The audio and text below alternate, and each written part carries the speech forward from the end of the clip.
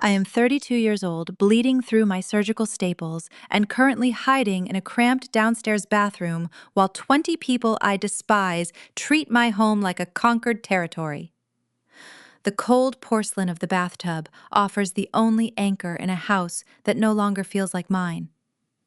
I sit on the edge, pressing a sterile gauze pad against my lower abdomen, wincing as a sharp, lacerating sting radiates across my torso.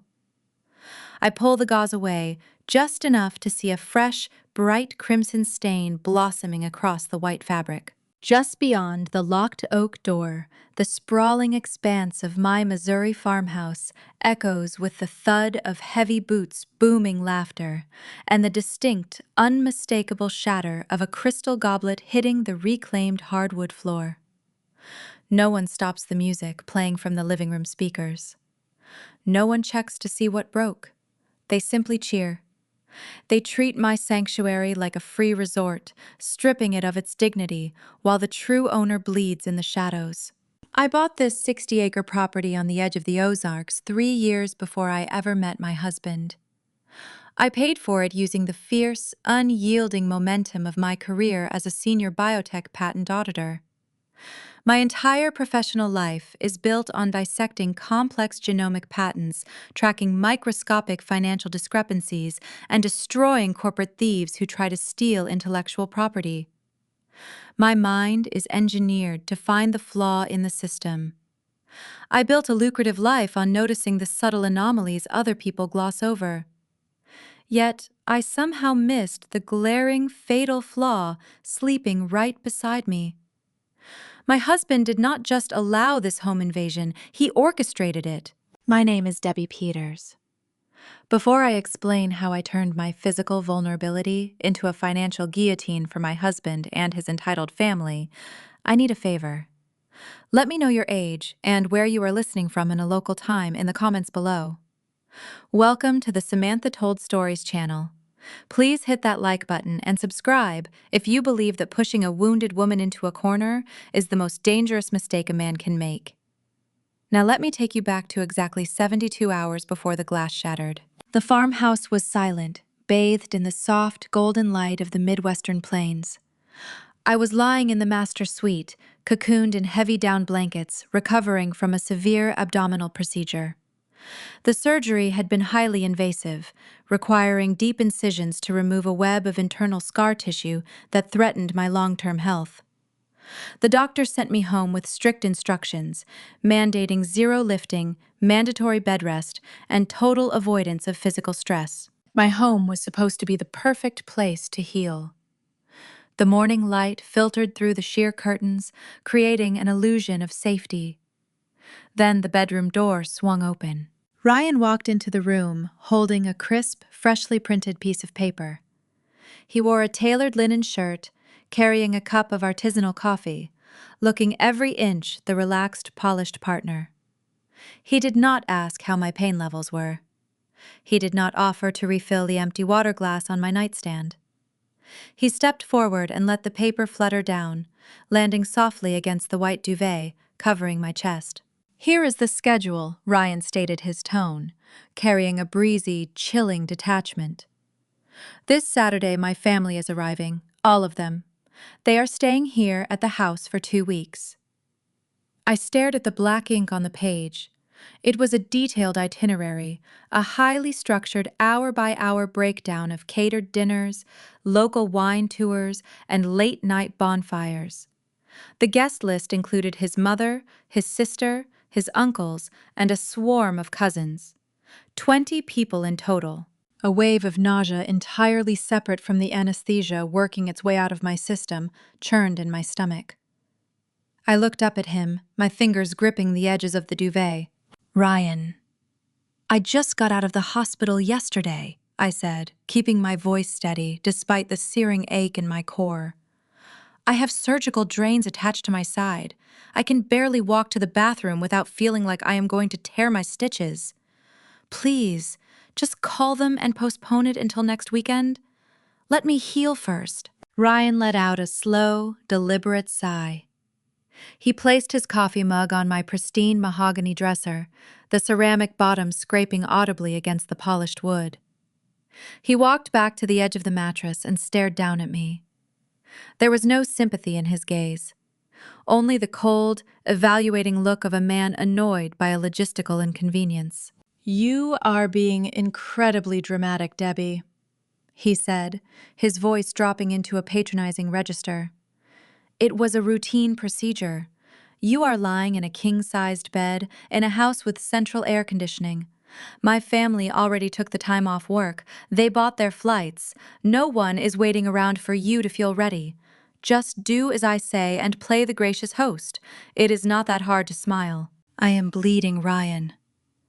I pulled the duvet down an inch, revealing the thick white bandages taped across my stomach, stained with a fresh, bright red circle where a staple had pulled too tight. "I am not equipped to host 20 people right now. It is a severe medical risk." He did not flinch at the sight of the blood. He simply reached over to the bedside table. My smartphone was resting on the wireless charging pad right next to the landline phone I kept for emergencies. My mother lived 2 towns over, just a 40-minute drive down the interstate. She had offered to stay with me, but Ryan insisted he would handle my recovery. Now I understood why. With a slow, calculated movement, Ryan wrapped his hand around the landline cord. He gave it a sharp, decisive yank, pulling the jack straight out of the wall socket. The plastic piece hit the floor with a dull thud. He then picked up my smartphone and slipped it smoothly into his front shirt pocket. "You need rest," Ryan murmured, offering a terrifying, hollow smile. "No outside distractions. You just focus on getting your strength up. They arrive on Saturday, and I expect you to be downstairs, dressed and ready to welcome them." He turned and walked out of the room, shutting the heavy oak door behind him. The click of the latch echoed like a lock tumbling into place. I lay there in the quiet room, the stinging in my abdomen eclipsed by a profound, suffocating realization. He had isolated me. He had stripped me of my communication and asserted total dominance over my physical space while I was at my weakest. My auditor brain cataloged the data points with chilling clarity. My husband was not a partner. He was a warden. This impending family visit was not a simple vacation, it was a siege. I spent the next 48 hours trapped in a painful limbo. Without my phone, I could not contact my biotech firm or my mother. Every time I tried to stand, the sheer physical agony forced me back onto the mattress. I rationed my prescribed painkillers, counting the hours until Saturday, trying to formulate a plan to survive the incoming storm. But the storm did not wait for the weekend. It was Thursday afternoon. I was drifting into a feverish sleep when a harsh, crunching sound jolted me awake. It was the distinct noise of heavy rubber tires rolling over the long gravel driveway that connected my farmhouse to the main county road. I winced, bracing my core, and dragged myself out of bed. The hardwood floor felt like ice against my bare feet. I shuffled agonizingly toward the large bay window overlooking the front of the property, leaning my forehead against the cool glass. A cold sweat broke out across my brow as I looked down. 3 extended passenger vans were rolling to a stop right in front of my porch. The doors slid open. A tidal wave of luggage, shouting voices, and arrogant laughter spilled out onto my front lawn. They were 3 days early. Ryan stepped out the front door below, greeting them with wide, welcoming arms. He hugged his mother, clapping his cousins on the back. Then he stopped. He looked up at the bay window, his eyes locking directly onto mine through the glass. He gave a small, mocking wave, confirming the devastating truth. He had known the timeline all along. He intentionally blindsided me to ensure I had 0 time to prepare or defend myself. The invasion had begun early, and the doors were already breached. The heavy oak front doors swung inward with a deafening crash, hitting the drywall and sending a shudder through the floorboards. I stood at the top of the grand staircase, gripping the wooden banister so tightly my knuckles turned pale. A flood of loud, entitled voices filled my quiet Missouri sanctuary. The pristine silence I required for my medical recovery shattered in an instant, replaced by the chaotic thumping of oversized rolling luggage and the shrill, demanding tone of my mother-in-law Nancy.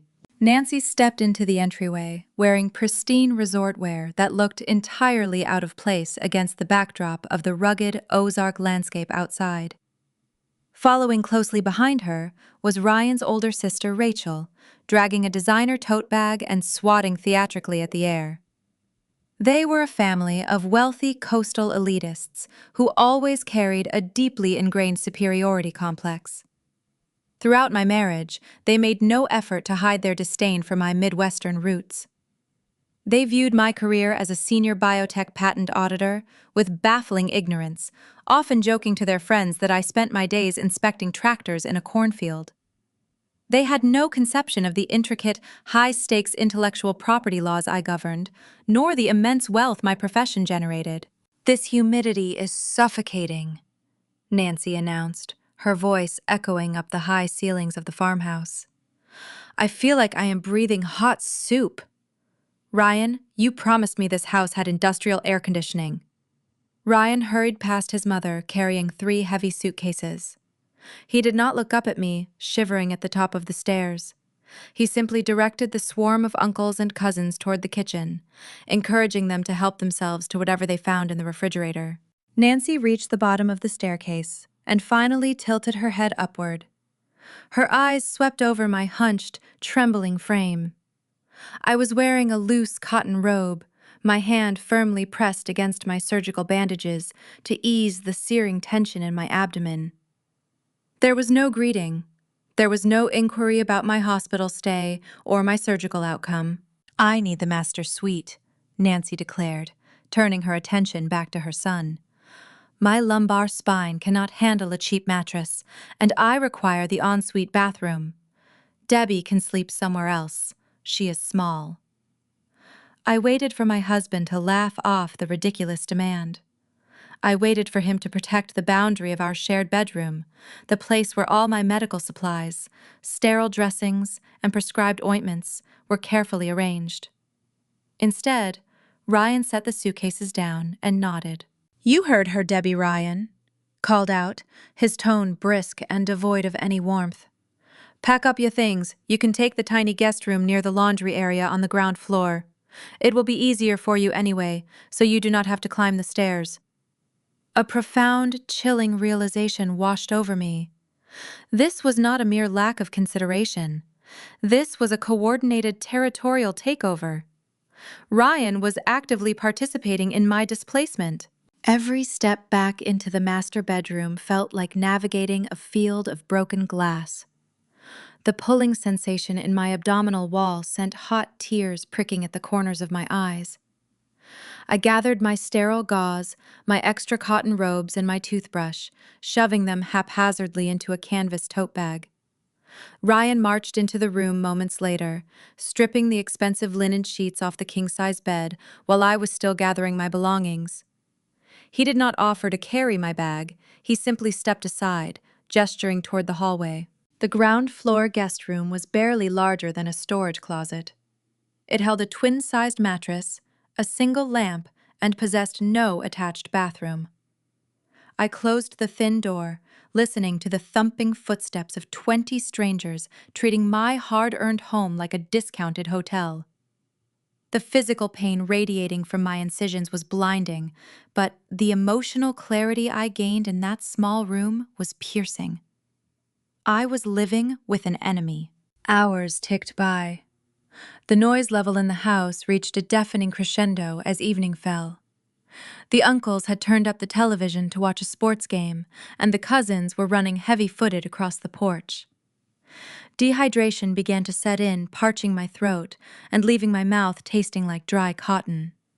I needed water. I needed to take my evening dose of antibiotics. I clutched my side, forcing myself upright, and slowly navigated the narrow hallway toward the kitchen. The bright overhead lights blinded me for a moment. Rachel was standing by the marble island, uncorking a bottle of my reserved vintage wine. It was an expensive bottle I had purchased to celebrate a major corporate audit victory 2 years ago. Rachel looked up as I shuffled into the room. Her eyes darted down to the thick white bandages visible beneath the loose lapels of my robe. A strange, cold smirk played at the corners of her mouth. She poured a generous glass of the dark red wine, her gaze never leaving my injured midsection. I reached past her to grab a glass from the cabinet. I moved at a glacial pace, terrified of tearing my stitches. "Oops," Rachel said. She did not trip. She did not stumble. With a deliberate, calculated flick of her wrist, Rachel tilted her wine glass forward. The dark, heavy liquid splashed directly onto my stomach. The freezing temperature of the wine shocked my skin, but the true agony followed a second later as the alcohol seeped through the sterile gauze and hit my raw, open surgical wounds. A searing, fiery burn erupted across my torso. I gasped, dropping my water glass. It shattered against the tile floor, sending shards of glass scattering across the kitchen. I looked down. The pristine white bandages were soaked in a deep, violent crimson that masked the fresh blood seeping from my pulled staples. Rachel let out a high, melodic laugh. "What a clumsy mistake," she giggled, holding her empty glass up to the light. "You really should not sneak up on people, Debbie. You startled me." Ryan rushed into the kitchen, drawn by the sound of the shattering glass. He looked at the wine dripping from my ruined bandages, then looked at his sister, holding the empty vintage bottle. He did not rush to my side. He did not grab a towel or ask if I was hurt. "Debbie, look what you did, Ryan," scolded, gesturing to the broken glass on the floor. "Stop making my guests uncomfortable. Go change your clothes and try to be a better host. You are ruining the mood." Nancy sauntered into the kitchen, drawn by the commotion. She leaned against the doorframe, inspecting my hunched, trembling posture. "She moves so incredibly slow," Nancy sneered, shaking her head in mock pity. "Look at her shuffling around. You look like a lazy panda, Debbie, just eating and sleeping while the rest of us try to enjoy our vacation." I did not scream. I did not cry. My extensive training as a forensic auditor taught me that when a predator reveals their true nature, you do not panic. You collect data. You secure the evidence. I turned away from my husband and his cruel family, walking carefully back to the cramped guest room. I locked the flimsy door behind me. My hands shook as I peeled the ruined, wine-soaked bandage away from my burning skin. I applied a fresh layer of sterile gauze, taping it down with surgical precision.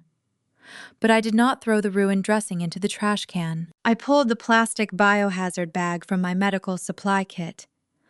I folded the wine-stained, blood-soaked bandage and sealed it inside the thick plastic. I tucked the bag deep beneath my personal belongings at the bottom of my tote. A lazy panda. The insult echoed in my mind, but it did not break me. It forged a new, lethal mindset. People assume pandas are docile, slow, and harmless. They forget that beneath the soft exterior lies a highly territorial bear equipped with a bone-crushing bite force. I would embrace the role they assigned me. I would play the weak, defeated victim while I prepared to sever their lifelines. I lay down on the thin twin mattress, staring at the ceiling, analyzing the shifting dynamics of my household.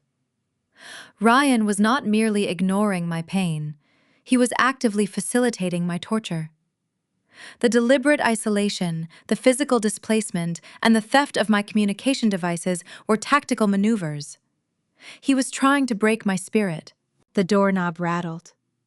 Ryan pushed his way into the small guest room without knocking.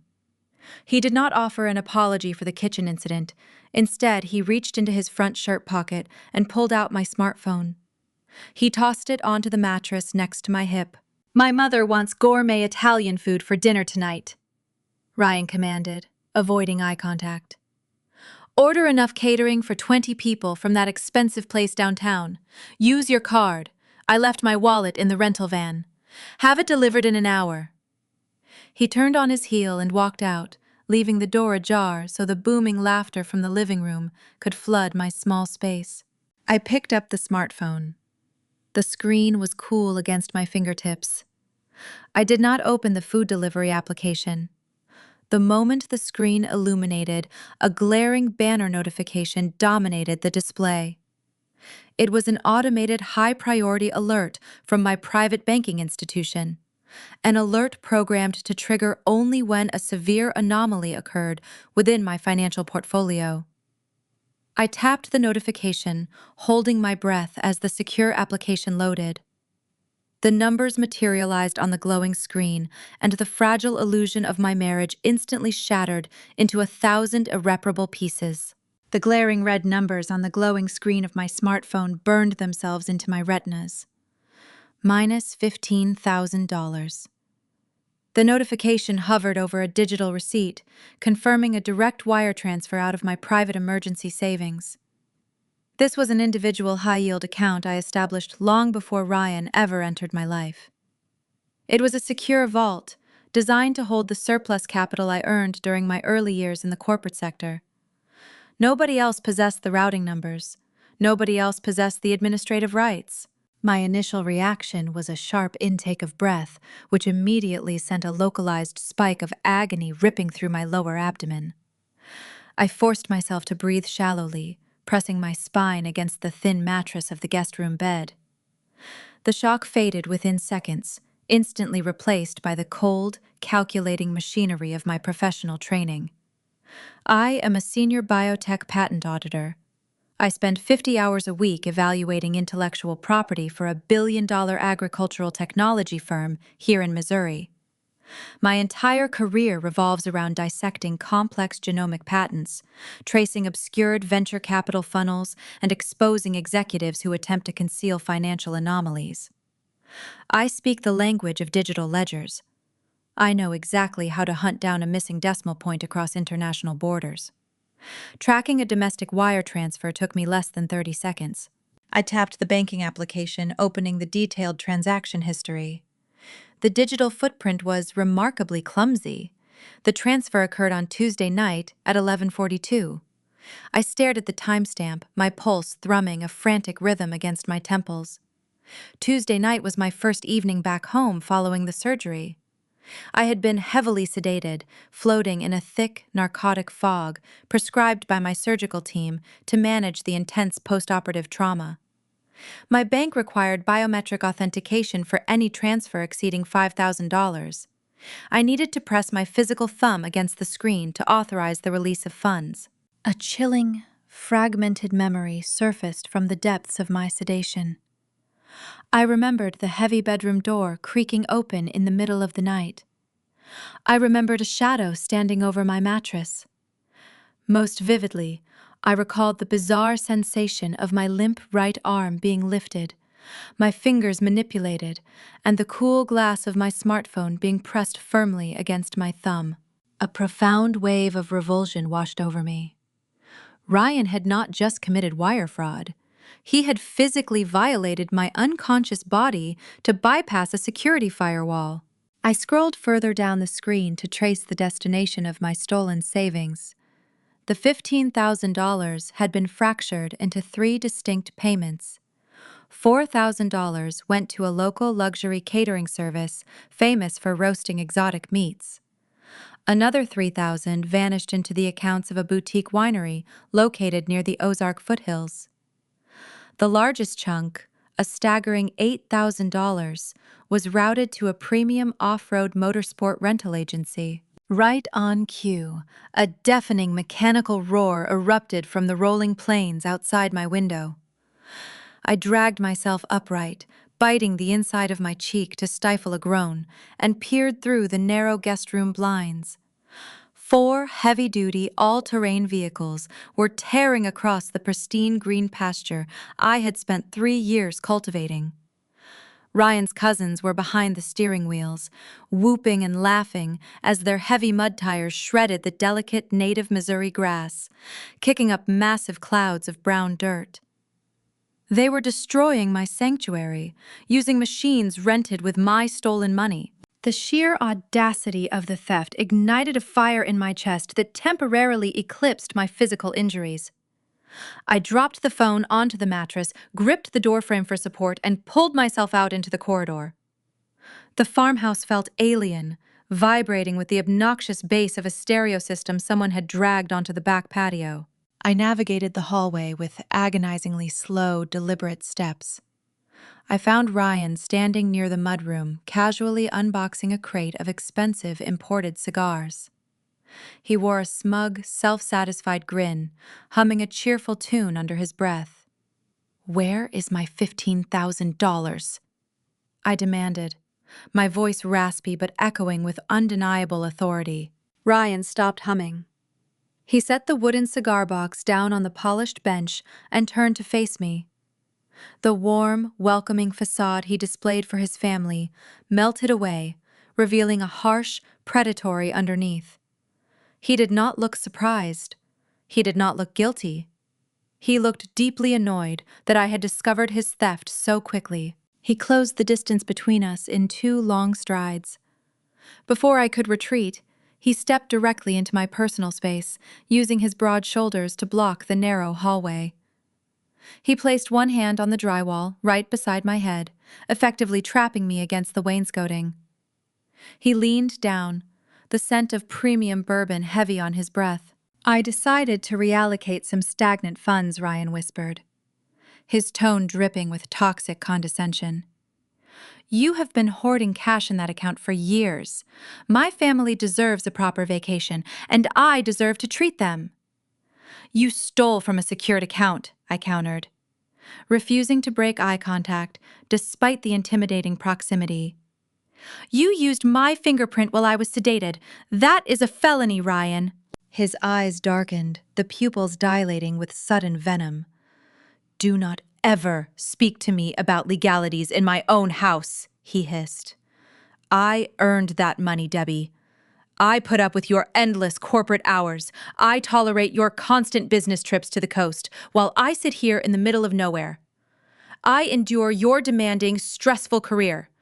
I am entitled to a return on my investment. Consider that 15 grand a convenience fee for my patience." He leaned back, adjusting the collar of his linen shirt, his arrogant composure seamlessly returning. "Dinner is at 7. The caterers are setting up a carving station on the terrace. Try to look presentable." He turned his back on me and walked out the back door to join his cousins, leaving me trembling against the wall. I realized in that terrifying moment that reasoning with him was impossible. He genuinely believed he owned me, my career, and the fruits of my labor. My heart pounded a frantic rhythm against my ribs. The adrenaline that had fueled my confrontation began to recede, leaving behind a raw, blinding agony radiating from my surgical incisions. The physical exertion of standing and arguing had pushed my wounded body past its fragile limit. I needed to manage the pain before it dragged me into unconsciousness. I shuffled back to the cramped guest room, my vision blurring at the edges. I reached my designated medical bag, sitting on top of a cheap laminate dresser. I unzipped the canvas pouch, searching for the amber plastic cylinder containing my prescribed painkillers. My fingers brushed against the familiar plastic bottle. I pulled it out, anticipating the rattling sound of the heavy white pills inside. There was no sound. The bottle was feather light. A fresh spike of panic pierced my chest. I popped the child-proof cap and tipped the amber cylinder upside down over my palm. Nothing fell out. The bottle was entirely empty. I stared at the hollow plastic container, my mind racing through the timeline. The pharmacy had filled a 2-week supply just yesterday morning. I had taken exactly 3 doses. There should have been over 2 dozen pills remaining. I looked toward the heavy oak door connecting my small room to the rest of the chaotic house. The realization struck me with the force of a physical blow. Ryan had not misplaced my medication. He had deliberately emptied the bottle. The theft of the money was driven by greed. But the theft of the medication was an act of pure, calculated malice. He knew I possessed the intellectual capacity to ruin him. He knew my corporate background made me a lethal financial adversary. To prevent me from fighting back, he needed to neutralize me physically. By stealing my heavy prescription painkillers, he guaranteed that I would remain trapped in a state of blinding, debilitating agony. He wanted me weak, bedridden, and incapable of mounting a defense, while he systematically dismantled my life. I was not just dealing with an entitled, inconsiderate spouse. I was trapped in an isolated farmhouse with an active predator who was intentionally weaponizing my medical trauma against me. Another sharp stab of pain ripped through my side, forcing me to sink onto the edge of the twin mattress. I curled forward, wrapping my arms around my torso, breathing through my nose in measured, ragged gasps. I needed to survive the next few hours without alerting him that I understood his entire strategy. Outside the thin walls of my room, I could hear the shrill voices of his mother and sister echoing from the kitchen. They were laughing loudly, their tones, mocking and sharp, actively setting the stage for the next phase of their coordinated assault. The absence of my medication transformed my physical reality into a jagged landscape of unending torture. Every breath I drew felt like shattered glass scraping against my internal organs. Without the chemical barrier of the prescription painkillers, the raw trauma of my sliced abdominal muscles radiated outward, a white-hot fire burning beneath the sterile gauze. I curled my body into a tight fetal position on the thin guest mattress, gripping the cheap cotton sheets until my knuckles ached. The vibrant, obnoxious sounds of the catered feast echoing from my backyard felt like physical blows striking my eardrums. My husband had calculated this perfectly.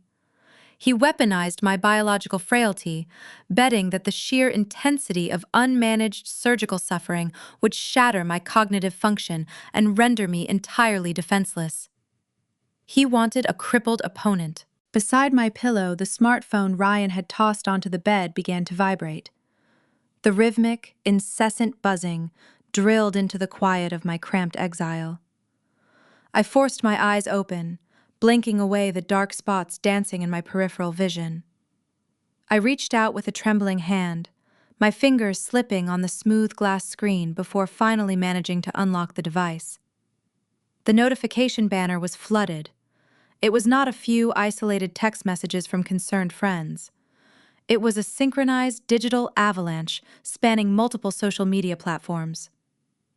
I opened the primary application, and the curated cruelty of my in-laws flooded the screen. Rachel had posted a sprawling photo album. The high-resolution images showcased the expensive catering setup on my reclaimed wood patio. Trays of slow-roasted exotic meats, artisanal cheeses, and imported fruits covered the tables I had built with my own hands. The caption beneath the photos read, "Enjoying a beautiful Missouri evening. It is just a shame our host is too hostile and lazy to even come out and greet her own guests. Ryan is doing everything by himself." Below that post, Nancy had shared a candid picture of herself holding a glass of my vintage wine, smiling brightly into the camera. Her caption was far more pointed.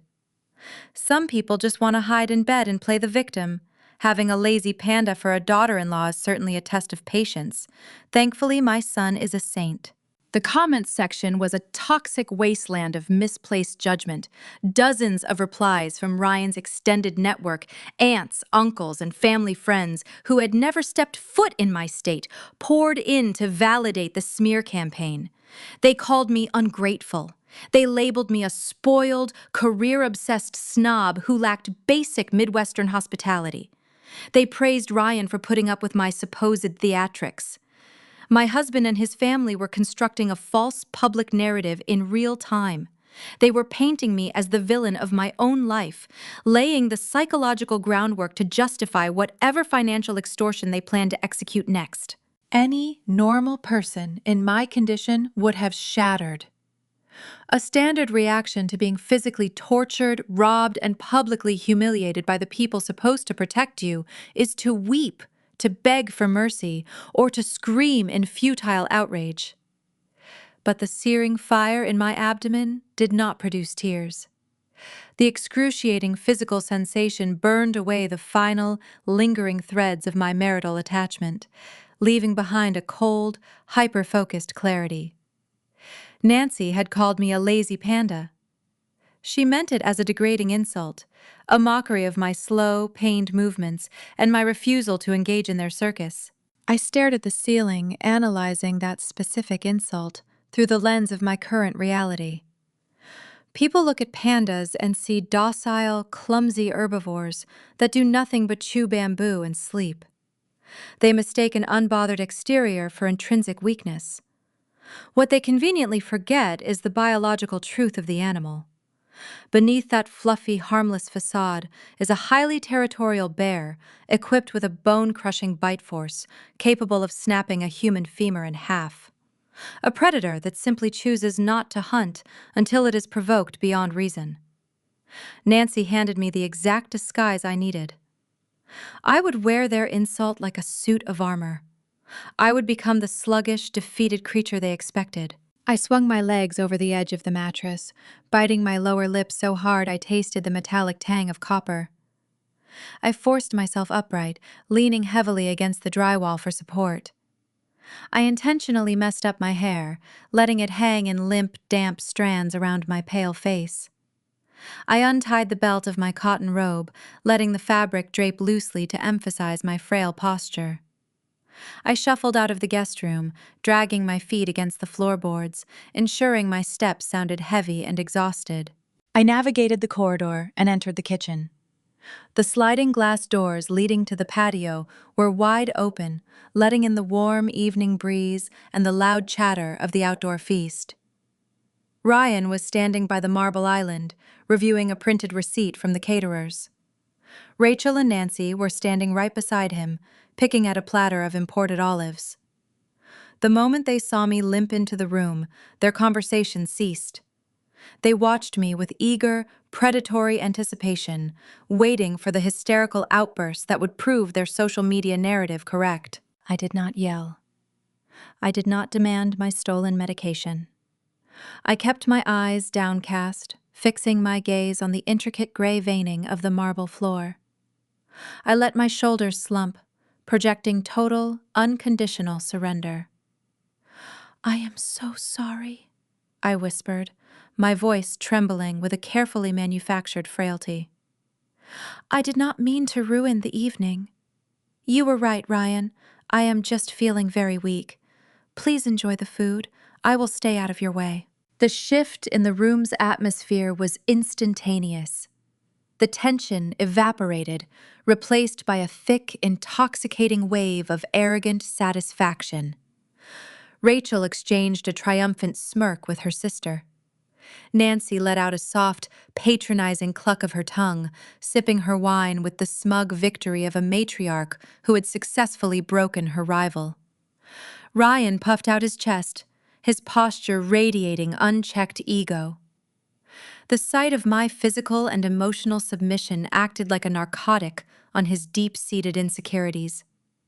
He truly believed his strategy of isolation and pain had successfully crushed my spirit in less than a single day. "Just go rest," Debbie Ryan commanded, waving his hand dismissively toward the hallway. "We will handle everything out here. Do not worry about a single thing." I nodded slowly, offering a weak, pathetic smile that solidified their false sense of supremacy. I turned around and shuffled back down the dark hallway. I listened to their returning laughter, the sound now echoing with the dangerous complacency of a hunter who thinks the prey is already dead.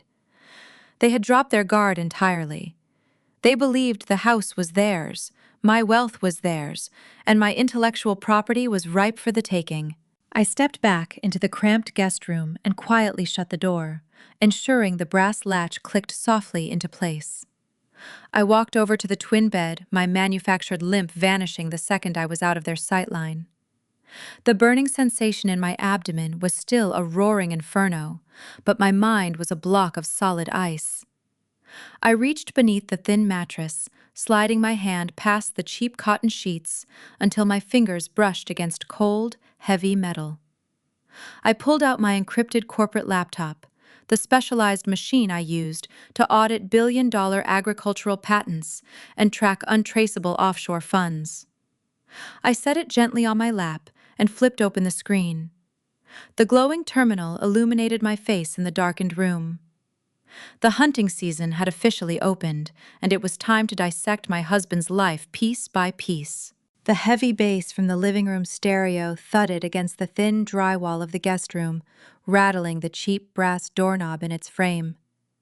Ryan's uncles were currently holding a shouting match over a poker game in my formal dining room, their raucous laughter echoing like a frat party in full swing. The smell of spilled beer and roasted meat seeped under the doorjamb, a foul reminder of the occupation happening in my home. I tuned it all out.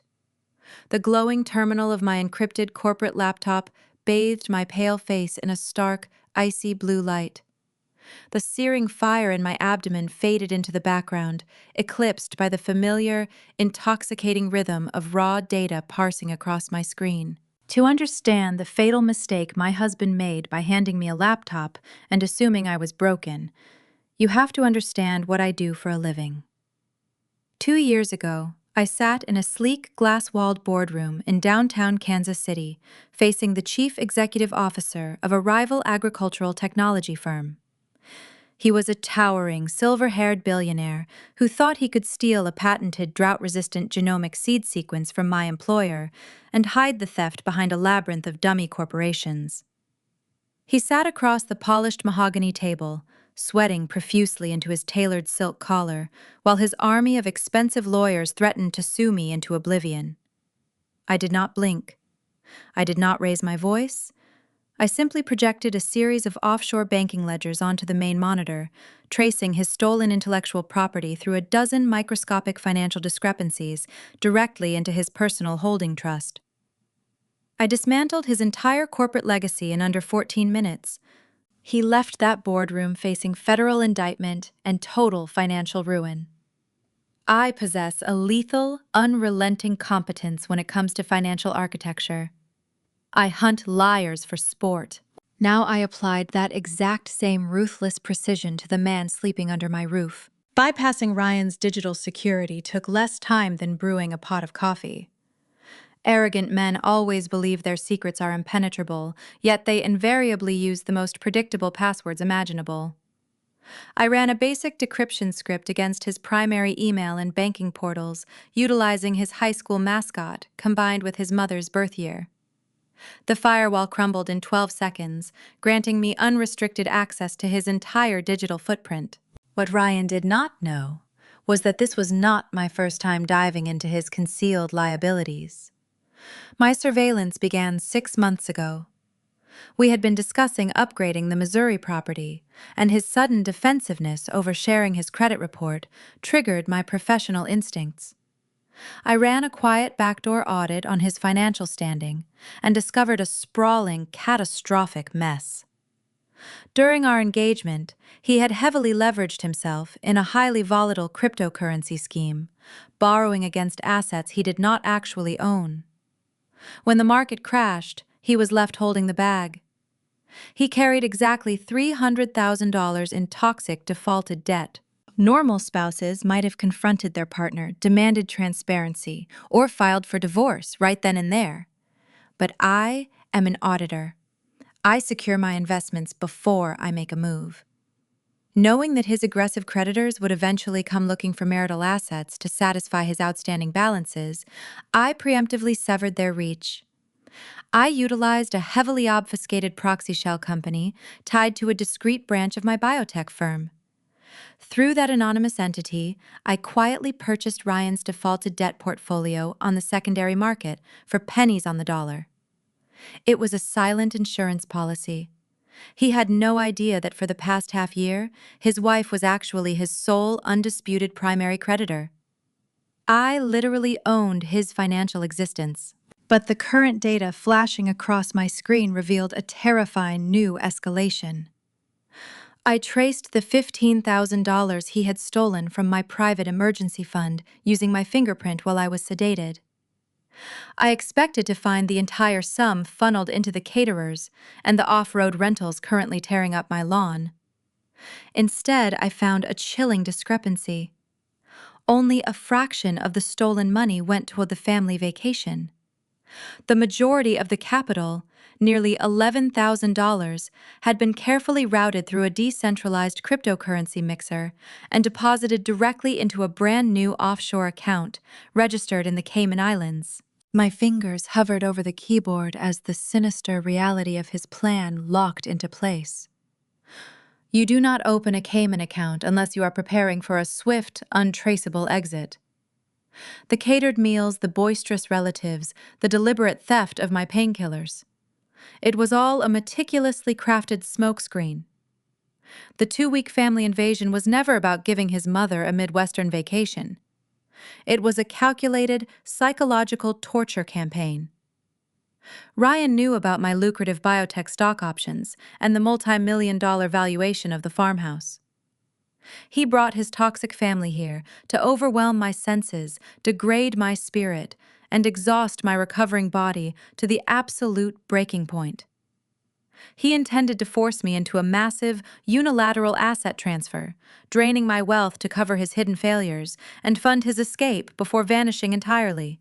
I stared at the offshore routing numbers, my breathing turning slow and measured. The sheer scale of his betrayal was breathtaking, yet it filled me with a profound, terrifying calm. He wanted to play a high-stakes game of corporate espionage inside my own house. He wanted to treat my life like a disposable resource. He vastly underestimated the predator hiding in the guest room. I began writing a custom algorithmic trap, linking his offshore accounts to the master ledger of my proxy shell company, preparing to drop a financial guillotine on his neck the moment he made his final move. The digital clock in the corner of my monitor flipped to exactly midnight. The farmhouse had finally settled into a restless quiet, the relatives having passed out from excessive wine and rich food. Only the steady hum of the central heating unit broke the silence. Then, a sharp, piercing sound sliced through the dark. The front doorbell rang. It echoed ominously down the long corridor, a harsh disruption in the dead of night. Ryan's family was already entirely accounted for. Nobody visits a rural Missouri property at midnight unless they are delivering a nightmare. I minimized my coding terminal and brought up the exterior security camera feeds. The high-definition night vision lens captured a crisp image of the front porch. Standing under the amber glow of the portico was a slick, predatory man wearing a tailored charcoal suit that cost more than a reliable car. He held a thick, heavy leather briefcase clutched tightly against his side, his thumb resting anxiously on the brass latch. The legal ambush had officially arrived at my doorstep. I watched the high-definition security feed on my glowing monitor as the heavy oak front door swung open. Ryan ushered the midnight visitor inside the foyer, clapping the man on the shoulder with familiar, conspiratorial ease. I recognized the visitor instantly, and a cold wave of realization washed over my tense muscles. His name was Kyle. He and my husband had shared a fraternity house during their undergraduate years at a mid-tier state university. While I spent my 20s grinding through brutal corporate audits and building a lucrative career in agricultural biotechnology, Kyle basically scraped past the state bar exam. He eventually opened a boutique legal practice in the city, specializing in the darkest, most unethical corners of family law. Kyle was the specific attorney arrogant men hired when they needed to hide liquid assets during a bitter divorce, or coerce a vulnerable spouse into signing a predatory postnuptial agreement. He was a bottom feeder wrapped in a tailored Italian suit. His arrival at my Missouri farmhouse in the dead of night confirmed that Ryan was escalating his extraction plan from simple theft to total legal annihilation. The morning sun crested over the Ozark foothills, casting bright, intrusive rays across my bedroom floor. I did not sleep a single minute. I spent the dark hours reinforcing my digital traps, ensuring my proxy shell company was primed to execute the debt acceleration protocols the moment I gave the command. When I heard the chaotic rumblings of breakfast starting downstairs, I applied my physical camouflage. I deliberately tousled my hair to make it look matted with feverish sweat. I hunched my shoulders, allowing my posture to reflect the agonizing physical reality of my healing surgical incisions. I shuffled down the grand staircase, stepping into a kitchen that felt like a crowded, hostile diner. The noise was oppressive. Ryan's cousins were arguing loudly over a spilled carton of expensive orange juice, their boots tracking wet mud across the reclaimed hardwood floors. The smell of burnt bacon and stale beer from the previous night hung heavy in the humid indoor air. Nancy sat at the head of the marble kitchen island holding court, while Rachel flipped mindlessly through a fashion magazine. Sitting right next to my husband drinking my premium dark roast coffee was Kyle. "Good morning, sweetheart," Ryan called out. His voice was thick with manufactured sympathy, designed entirely for the audience of his relatives. "You look incredibly pale today. Come, sit down." I dragged my feet across the tile, pulling out a heavy wooden bar stool and sinking onto it with a breathless sigh. Kyle offered a slick, predatory smile. His cologne was overpowering, a sharp, metallic scent that churned my already unsettled stomach. Before I could ask for a glass of water, Kyle reached into his thick leather briefcase. He pulled out a dense, heavy binder bound in black leather and slid it directly onto the marble counter, stopping it right in front of my empty plate. Ryan placed a warm, comforting hand on my shoulder, giving it a gentle squeeze that felt more like a physical restraint.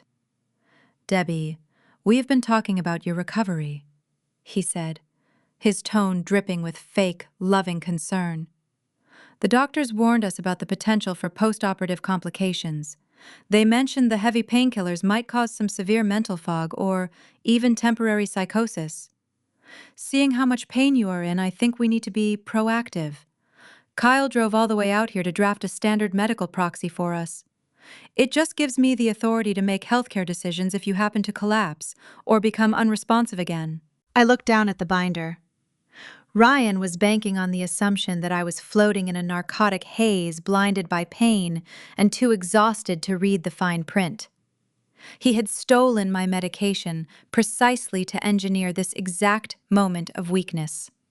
He expected me to blindly trust his summary and sign away my autonomy just to end the conversation and return to bed. But I am a senior patent auditor. My entire professional existence relies on reading 1,000-page genomic legal disputes and translating dense corporate jargon into actionable intelligence. My eyes scanned the bold text peeking through the clear plastic cover of the binder. It was not a medical proxy. It was a portfolio of asset reallocation. Beneath the innocuous cover page lay 3 devastating legal instruments designed to strip me of every single thing I owned. The first document was a quitclaim deed for my 60-acre Missouri farmhouse, structured to transfer sole ownership of the multi-million-dollar property directly into Ryan's name.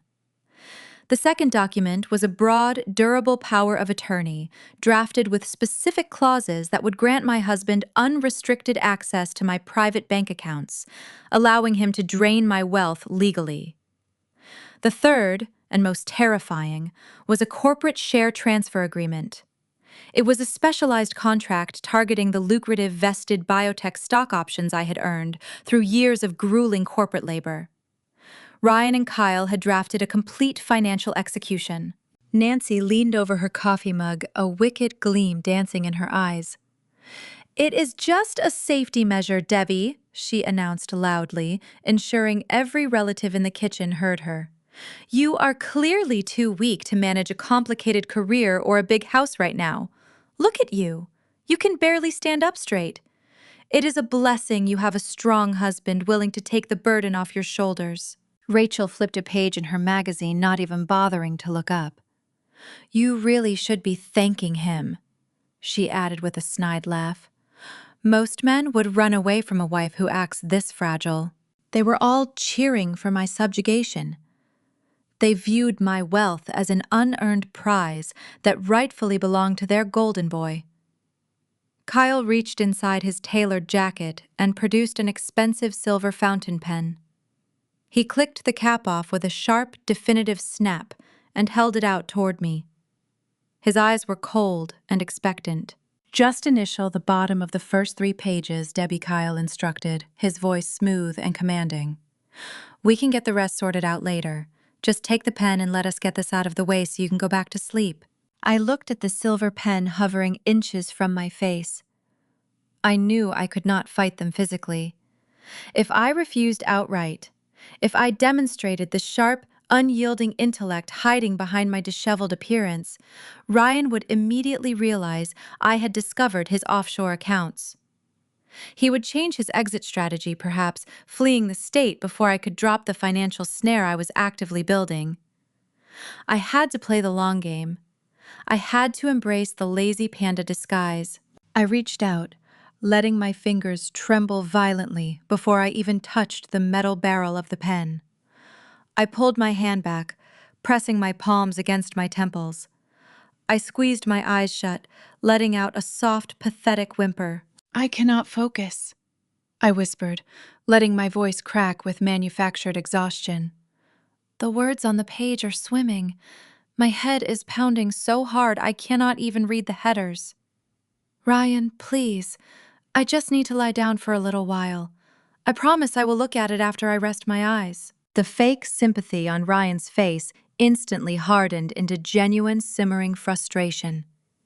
He looked at Kyle, silently asking his lawyer how to handle a stubborn, bleeding target. Kyle lowered the fountain pen, resting it on top of the black leather binder. The slick, friendly fraternity brother facade vanished, replaced by the ruthless courtroom predator who terrorized vulnerable women for a living. "This is not an open-ended offer," Debbie Kyle warned, leaning across the marble island. His voice dropped to a low, intimidating timbre. "I have a mobile notary on retainer, but she is only available for a very short window.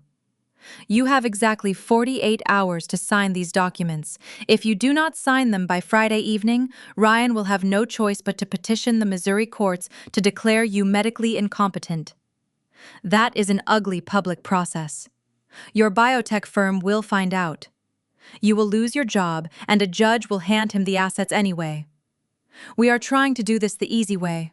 The threat hung in the humid kitchen air, heavy and suffocating. They were establishing a ticking countdown, attempting to force my hand through pure psychological terror.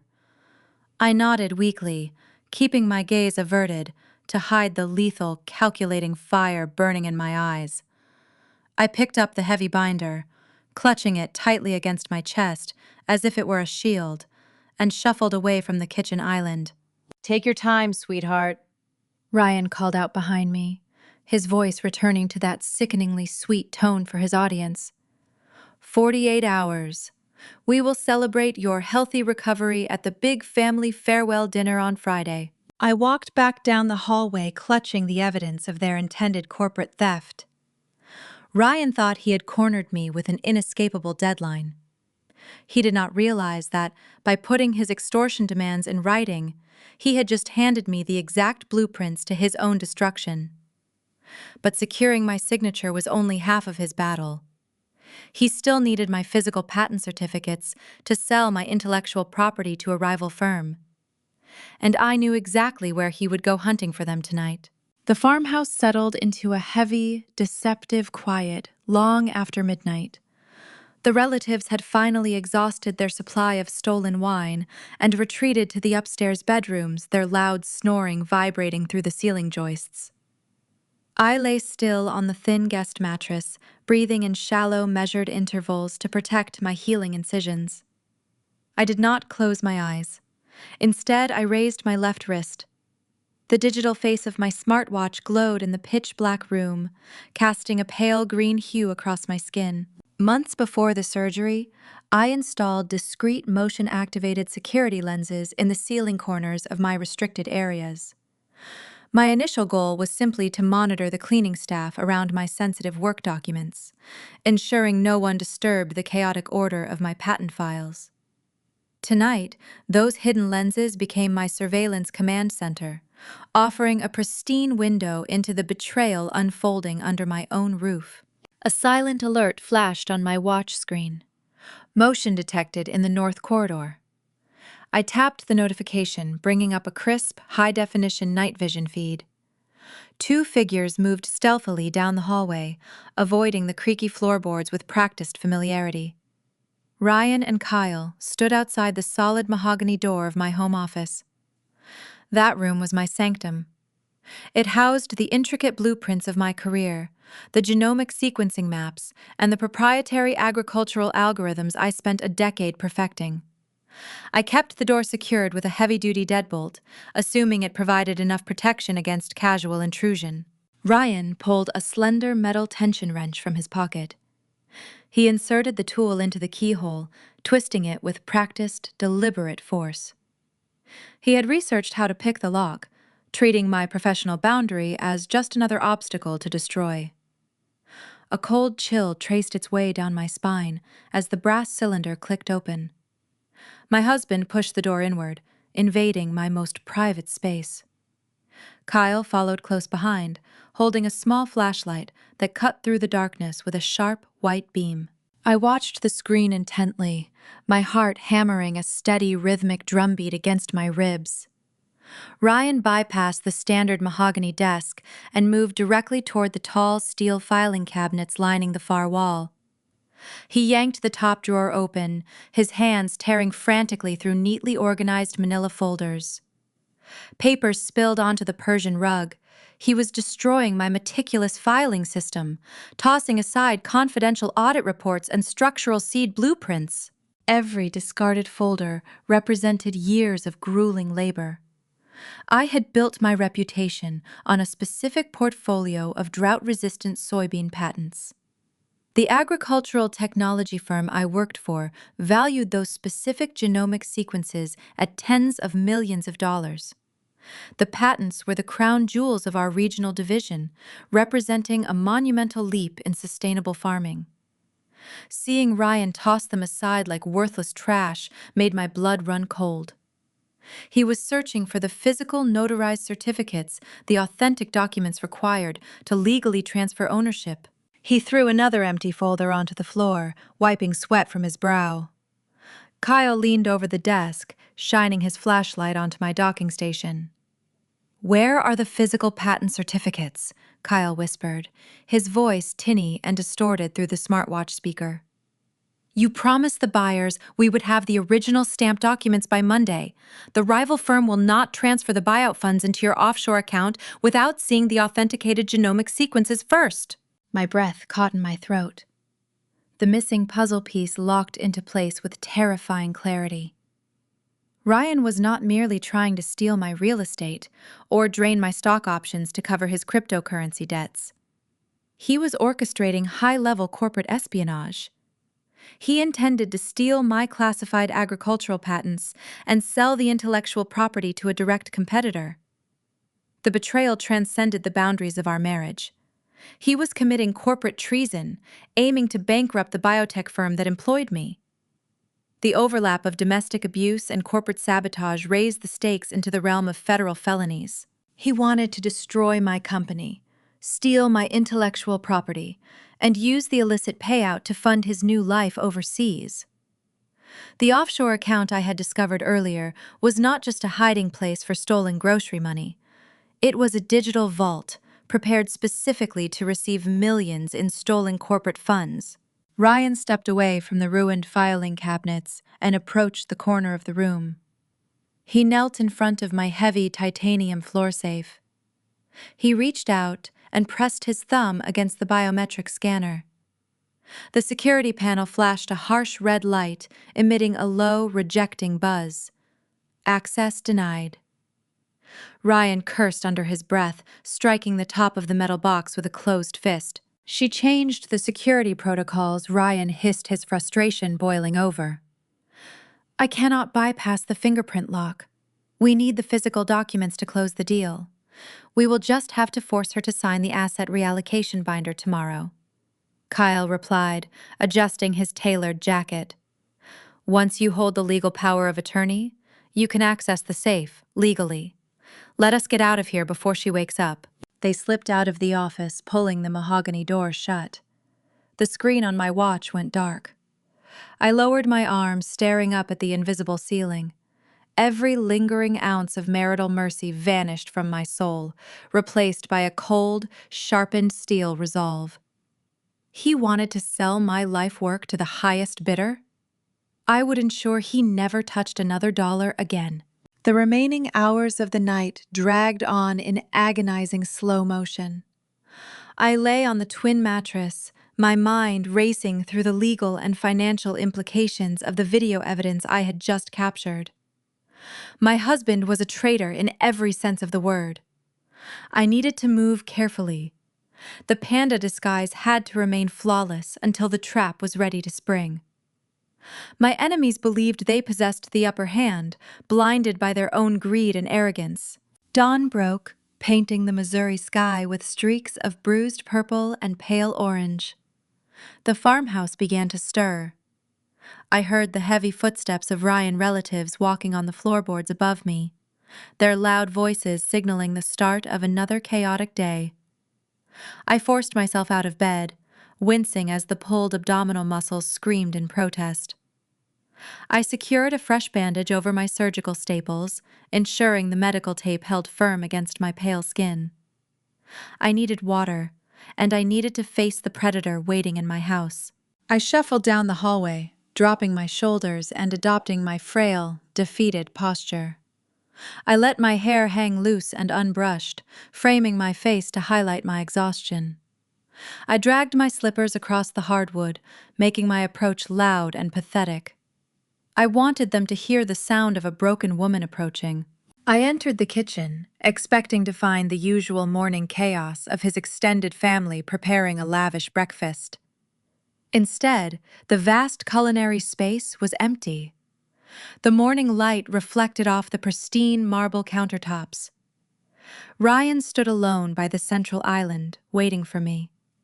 He held a ceramic coffee mug, his knuckles white from gripping the handle too tight. The concerned, loving husband act he performed for his relatives was entirely absent.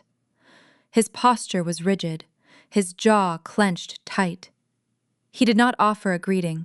He took a deliberate step forward, blocking my path to the refrigerator.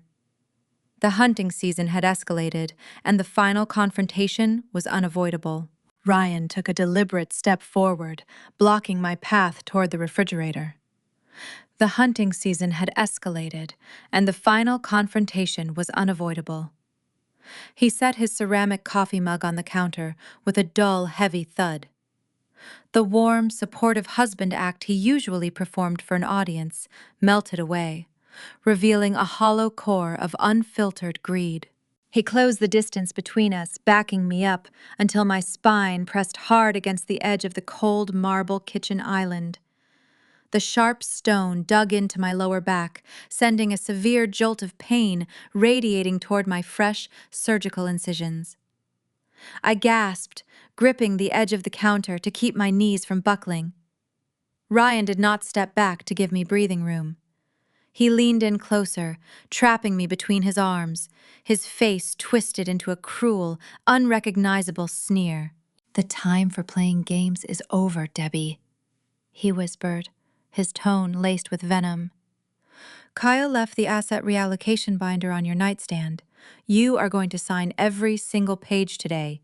Furthermore, you are going to initiate an immediate transfer of $500,000 from your vested biotech stock options directly into my primary checking account." I stared at him, letting my mouth fall open in manufactured shock. $500,000 was a staggering sum. It represented years of grueling labor, relentless travel schedules, and high-stress corporate audits. I earned those shares by sacrificing my own sleep and comfort to build a secure future. He wanted to harvest my life work to fund his offshore escape and cover his hidden cryptocurrency failures. "I cannot do that," I stammered, pitching my voice to sound weak and terrified. The tax penalties for early liquidation are enormous. Ryan, please, why are you doing this to me? Because I earned it, he shot back, his eyes flashing with unchecked entitlement. I sat in this isolated rural farmhouse for years while you climbed the corporate ladder. I played the supportive spouse while you prioritized your agricultural patents over our marriage. You missed holidays for board meetings. You flew to the coast while I stayed here in the middle of nowhere. I endure your demanding, stressful career while you look down on my investments. I am entitled to an exit fee. Consider it compensation for my wasted time. Before I could offer a pathetic rebuttal, a faint shuffling noise drew my attention to the kitchen entrance. Nancy and Rachel stepped into the doorway, standing shoulder to shoulder to form a solid physical blockade. They wore matching expressions of smug superiority. Nancy crossed her arms, sipping from a fresh cup of coffee, while Rachel leaned against the doorframe, a mocking smile playing across her lips. They were fully aware of the extortion taking place. They were acting as his enforcers, ensuring I felt entirely trapped and outnumbered in my own home. You really should listen to him, dear Nancy chimed in, her tone dripping with fake maternal concern. A stressful legal battle is the last thing your fragile body needs right now. You are already struggling to walk across a room. Just sign the paperwork and buy your peace. You have more than enough money to share. Ryan turned his attention back to me, emboldened by his mother intervening. He leaned closer, his breath hot against my cheek. My mother is right. Ryan continued, outlining his threat with chilling precision.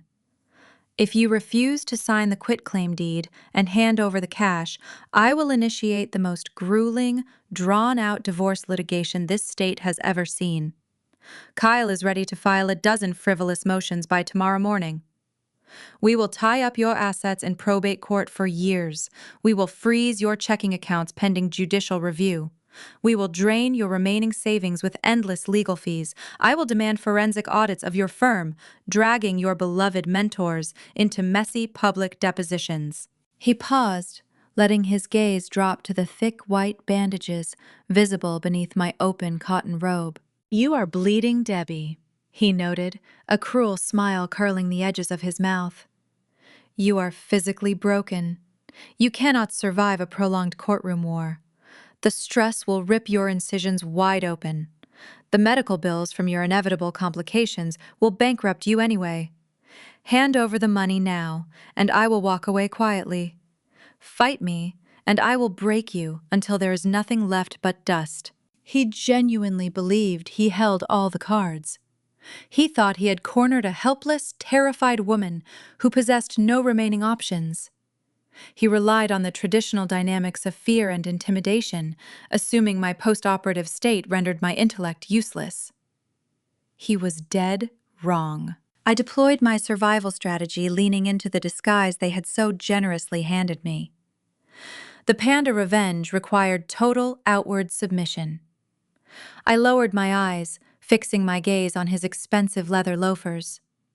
I forced my breathing to become rapid and shallow, mimicking the onset of a severe panic attack.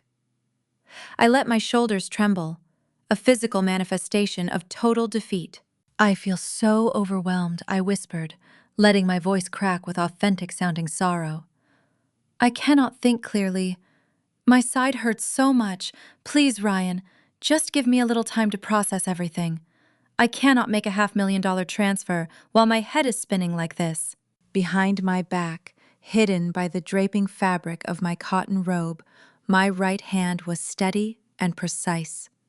My fingers tapped a specific, pre-programmed sequence on the face of my smartwatch.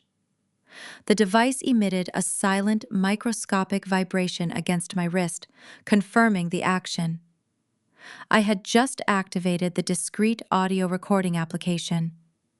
The high-fidelity microphone embedded in the watch face was now capturing every single word of his extortion demand, saving the digital audio file directly to my secure cloud server. Ryan chuckled, a dark, victorious sound that echoed through the kitchen. He interpreted my trembling as a psychological collapse. He thought his threats of endless litigation and medical bankruptcy had successfully crushed my spirit.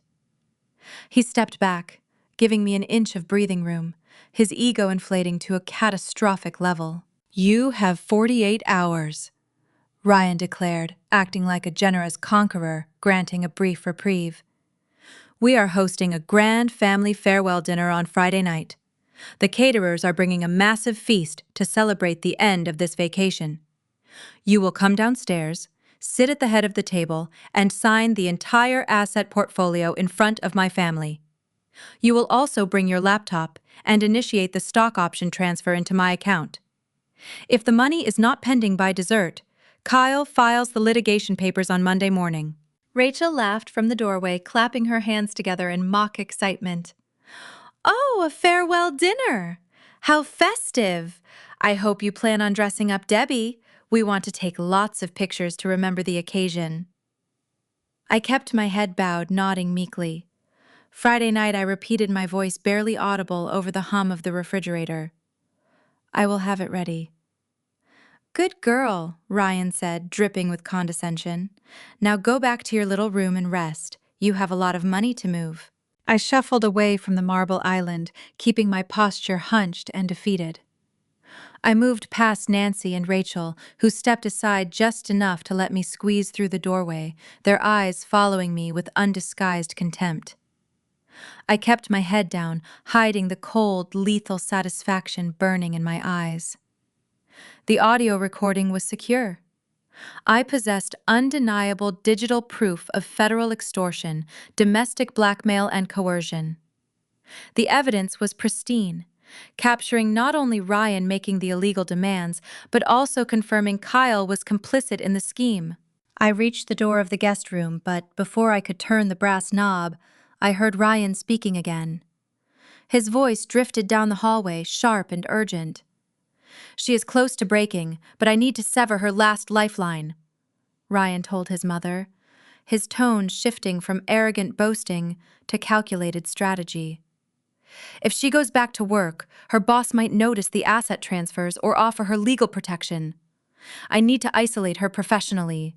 I paused, pressing my ear against the cool drywall of the corridor. "What are you going to do?" Nancy asked, sounding intrigued. "I am going to make a phone call," Ryan replied. I heard the distinct sound of a smartphone unlocking. He was not satisfied with domestic terrorism. He wanted to salt the earth, ensuring I had no income, no support system, and no professional credibility remaining. He picked up his device to execute his next threat, aiming his sights directly at my corporate career. My husband was about to contact the chief executive officer of my biotech firm, unaware that he was stepping into an arena where I held infinite, untouchable power. The glowing red numbers on the screen of my smartphone burned themselves into my retinas. Minus $15,000. The notification hovered over a digital receipt, confirming a direct wire transfer out of my private emergency savings. This was an individual high-yield account I established long before Ryan ever entered my life. It was a secure vault designed to hold the surplus capital I earned during my early years in the corporate sector. Nobody else possessed the routing numbers. Nobody else possessed the administrative rights. My initial reaction was a sharp intake of breath, which sent a localized spike of agony ripping through my lower abdomen. I forced myself to breathe, shallowly pressing my spine against the thin mattress of the guest room bed. The shock faded within seconds, replaced by the cold, calculating machinery of my professional training. I am a senior biotech patent auditor. I spend 50 hours a week evaluating intellectual property for a billion-dollar agricultural technology firm here in Missouri. My entire career revolves around dissecting complex genomic patents, tracing obscured venture capital funnels, and exposing executives who attempt to conceal financial anomalies. I speak the language of digital ledgers. I know exactly how to hunt down a missing decimal point across international borders. Tracking a domestic wire transfer took me less than 30 seconds. I tapped the banking application, opening the detailed transaction history. The digital footprint was remarkably clumsy. The transfer occurred on Tuesday night at 11:42. I stared at the timestamp, my pulse thrumming a frantic rhythm against my temples. Tuesday night was my first evening back home following the surgery. I had been heavily sedated, floating in a thick narcotic fog prescribed by my surgical team to manage the intense post-operative trauma. My bank required biometric authentication for any transfer exceeding $5,000. I needed to press my physical thumb against the screen to authorize the release of funds. A chilling, fragmented memory surfaced from the depths of my sedation. I remembered the heavy bedroom door creaking open in the middle of the night. I remembered a shadow standing over my mattress.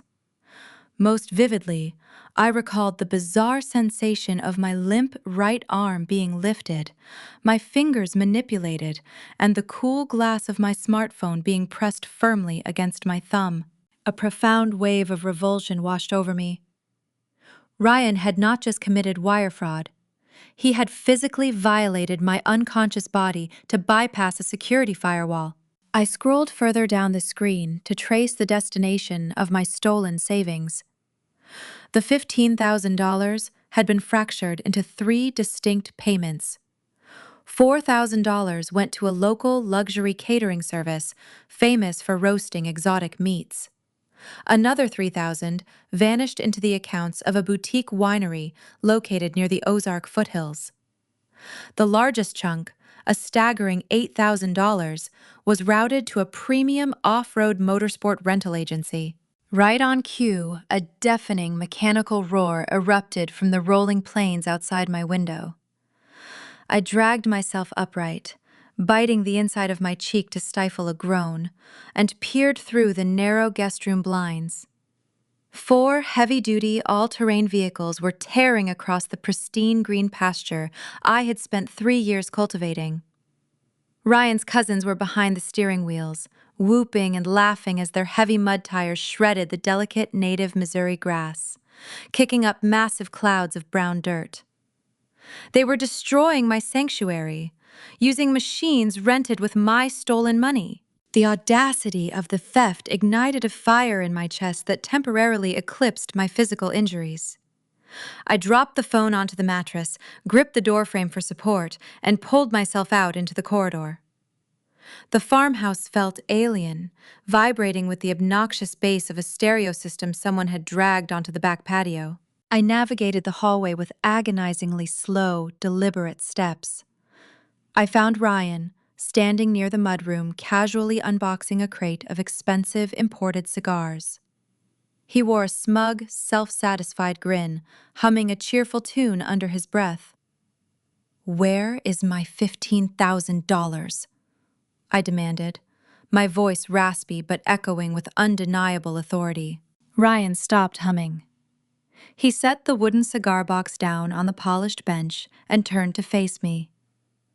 The warm, welcoming facade he displayed for his family melted away, revealing a harsh, predatory underneath.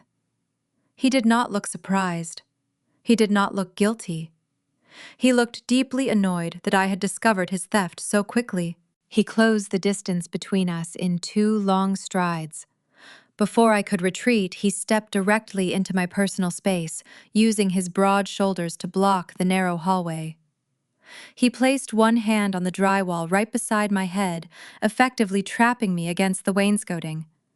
He leaned down, the scent of premium bourbon heavy on his breath. "I decided to reallocate some stagnant funds," Ryan whispered, his tone dripping with toxic condescension. "You have been hoarding cash in that account for years. My family deserves a proper vacation, and I deserve to treat them." "You stole from a secured account," I countered, refusing to break eye contact despite the intimidating proximity. "You used my fingerprint while I was sedated. That is a felony, Ryan." His eyes darkened, the pupils dilating with sudden venom. "Do not ever speak to me about legalities in my own house," he hissed. "I earned that money, Debbie. I put up with your endless corporate hours. I tolerate your constant business trips to the coast while I sit here in the middle of nowhere. I endure your demanding, stressful career. I am entitled to a return on my investment. Consider that 15 grand a convenience fee for my patience." He leaned back, adjusting the collar of his linen shirt, his arrogant composure seamlessly returning. "Dinner is at 7. The caterers are setting up a carving station on the terrace. Try to look presentable." He turned his back on me and walked out the back door to join his cousins, leaving me trembling against the wall. I realized in that terrifying moment that reasoning with him was impossible. He genuinely believed he owned me, my career, and the fruits of my labor. My heart pounded a frantic rhythm against my ribs. The adrenaline that had fueled my confrontation began to recede, leaving behind a raw, blinding agony radiating from my surgical incisions. The physical exertion of standing and arguing had pushed my wounded body past its fragile limit. I needed to manage the pain before it dragged me into unconsciousness. I shuffled back to the cramped guest room, my vision blurring at the edges. I reached my designated medical bag, sitting on top of a cheap laminate dresser. I unzipped the canvas pouch, searching for the amber plastic cylinder containing my prescribed painkillers. My fingers brushed against the familiar plastic bottle. I pulled it out, anticipating the rattling sound of the heavy white pills inside. There was no sound. The bottle was feather light. A fresh spike of panic pierced my chest. I popped the child-proof cap and tipped the amber cylinder upside down over my palm. Nothing fell out. The bottle was entirely empty. I stared at the hollow plastic container, my mind racing through the timeline. The pharmacy had filled a 2-week supply just yesterday morning. I had taken exactly 3 doses. There should have been over 24 pills remaining. I looked toward the heavy oak door connecting my small room to the rest of the chaotic house. The realization struck me with the force of a physical blow. Ryan had not misplaced my medication. He had deliberately emptied the bottle. The theft of the money was driven by greed, but the theft of the medication was an act of pure, calculated malice. He knew I possessed the intellectual capacity to ruin him. He knew my corporate background made me a lethal financial adversary. To prevent me from fighting back, he needed to neutralize me physically. By stealing my heavy prescription painkillers, he guaranteed that I would remain trapped in a state of blinding, debilitating agony. He wanted me weak, bedridden, and incapable of mounting a defense while he systematically dismantled my life. I was not just dealing with an entitled, inconsiderate spouse. I was trapped in an isolated farmhouse with an active predator who was intentionally weaponizing my medical trauma against me. Another sharp stab of pain ripped through my side, forcing me to sink onto the edge of the twin mattress. I curled forward, wrapping my arms around my torso, breathing through my nose in measured, ragged gasps. I needed to survive the next few hours without alerting him that I understood his entire strategy. Outside the thin walls of my room, I could hear the shrill voices of his mother and sister echoing from the kitchen. They were laughing loudly, their tones mocking and sharp, actively setting the stage for the next phase of their coordinated assault. The time had come to enact the final phase of my deception. Surviving in corporate auditing taught me that the most dangerous predators do not roar before they strike. They blend into the scenery. They let their targets feel dominant, safe, and intoxicated by their own perceived power. I needed Ryan to believe he had crushed my spirit so thoroughly that I possessed no remaining will to fight. I needed him blind. I pulled an oversized, heavy gray knit sweater from the bottom of my suitcase. The thick fabric swallowed my frame, hiding the surgical bandages and making me look frail and diminished. I allowed my hair to remain unkempt, falling in limp strands around my pale face. I practiced my posture in the reflection of the dark television screen across the room. I let my shoulders slump forward, curving my spine to mimic the crushing weight of total defeat. I dragged my feet, ensuring every step looked painful and labored. The disguise was flawless. I looked like a woman who had given up. I sat on the edge of the twin mattress and waited. I listened to the sounds of the house. The heavy footfalls of my husband paced the hardwood floor in the adjacent hallway. He was pacing near my door, eager for a sign that his psychological warfare was working. He wanted to hear me break. I picked up my smartphone and prepared the bait. I dialed the direct number for Jonathan Caldwell, the chief executive officer of my biotech firm. Jonathan was not just my boss. He was the mentor who had guided my career for the past 10 years. He taught me how to trace phantom agricultural patents and untangle fraudulent genomic data. When Ryan made his disastrous phone call, attempting to suspend my employment, Jonathan had immediately reached out to me on a secure encrypted channel. I had briefed him on the entire situation. He knew my husband was attempting corporate espionage, and he knew exactly what role he needed to play in my trap. The line rang twice before Jonathan answered.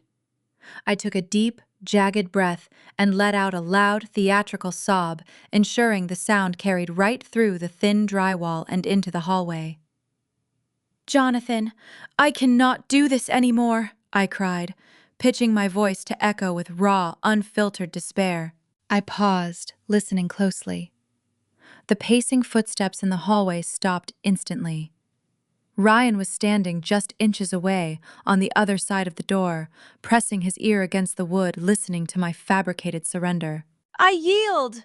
I wailed, letting my voice crack with manufactured agony.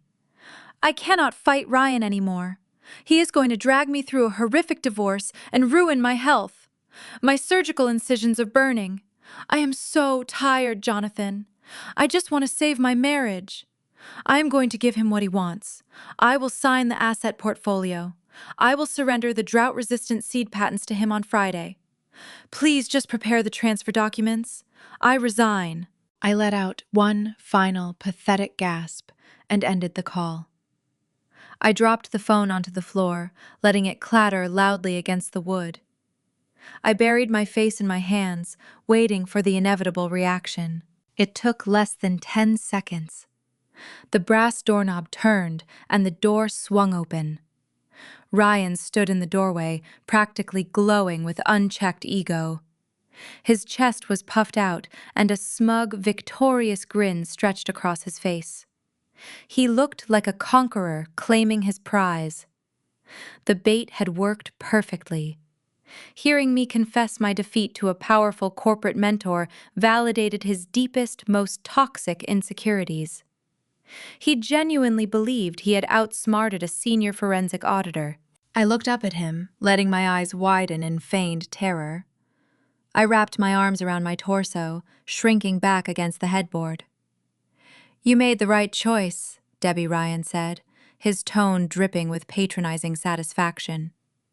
He stepped into the room, looking down at me with profound pity. "I told you I would break you if you fought me. You are finally seeing reason. It is a relief to see you prioritize our marriage over your stubborn pride." I nodded meekly, keeping my gaze lowered to the floorboards. "I will sign the papers," I whispered, my voice trembling. "The house, the stock options, the patents. I will give you the signatures at the dinner on Friday. Just please stop threatening me. Stop the lawyers." "Consider it done," he replied, crossing his arms and leaning against the doorframe. "As long as you perform your duties and sign that binder in front of my family, Kyle will shred the divorce litigation. We can put this ugly chapter behind us." Before I could offer another pathetic apology, 2 more figures appeared in the hallway. Nancy and Rachel stepped up beside Ryan, peering into the guest room like spectators at a zoo. They had heard the commotion and arrived to bask in my misery. Nancy held a glass of iced tea, her eyes tracing my hunched, defeated posture with undisguised glee. Rachel leaned against her brother, a wicked smile playing on her lips. "Well, look who finally decided to rejoin the real world," Rachel mocked, her voice shrill and commanding. If you are truly committed to saving this marriage and proving you belong in our family, a simple signature is not enough. You have been a terrible host all week. You have hidden in this room while my brother did all the heavy lifting. I kept my head bowed, playing the role of the submissive victim. What do you want me to do, Rachel? I asked softly. Rachel exchanged a triumphant look with her mother. The caterers are canceled for Friday night, she announced, delivering her sadistic demand. If you want our forgiveness, you are going to cook the grand farewell feast yourself. You will stand in that kitchen and prepare a full 5-course dinner for all 20 of us. You will serve us, clean up the mess, and then you will sit at the table and sign those assets over to my brother. That is how you show respect. The physical reality of standing in a hot kitchen for 6 hours, bending over ovens and carrying heavy serving trays while recovering from major abdominal surgery was a recipe for severe medical complications. Rachel knew this. She wanted to push my physical endurance to the brink, ensuring I was too exhausted to read the fine print of the legal documents on Friday night. I looked at Ryan, pretending to seek his intervention. He simply shrugged, offering no protection. My sister has a point, Debbie, he noted smoothly. A home-cooked meal would be a wonderful gesture of your new commitment to this family. I swallowed hard, forcing a single tear to roll down my cheek. Okay, I whispered, clutching the sleeves of my oversized sweater. I will cook the dinner. I will do whatever you ask. Just let me rest until tomorrow. Nancy let out a satisfied cluck of her tongue. See that you do, she warned. We expect a feast. Ryan turned away, leading his mother and sister back down the hallway. They were laughing, their voices echoing with the dangerous complacency of hunters who believed the prey was safely caged. The trap had closed in their minds. They had secured my labor, my wealth, and my intellectual property. They dropped their guard, turning their attention to celebrating their impending windfall. I waited until the sound of their footsteps faded into the distant living room. I stood up, walked to the door, and turned the brass lock. The second the bolt clicked into place, the tears on my cheeks dried. My slumped posture vanished. I stood tall, ignoring the dull ache in my side. The pathetic, broken widow was gone, replaced entirely by the apex predator they had foolishly awakened. I walked over to the mattress and retrieved my encrypted corporate laptop. I set it on the small laminate desk in the corner of the room and booted the system. The screen flared to life, casting a sharp blue glow across my face. Ryan thought the war was over. He had no idea the battlefield was about to shift from the physical world into a digital slaughterhouse. I accessed the secure terminal linked to my proxy shell company.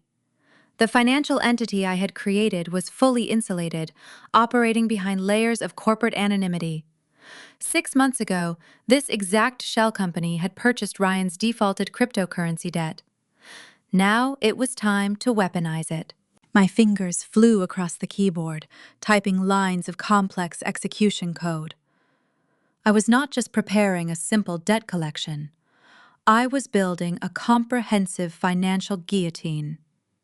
I initiated the legal acceleration clause on his loans, changing his status from delinquent to immediately defaulted. But I did not stop there. I needed to ensure he had 0 avenues for escape when the hammer fell on Friday night. I opened a secondary terminal and aimed my crosshairs at Kyle.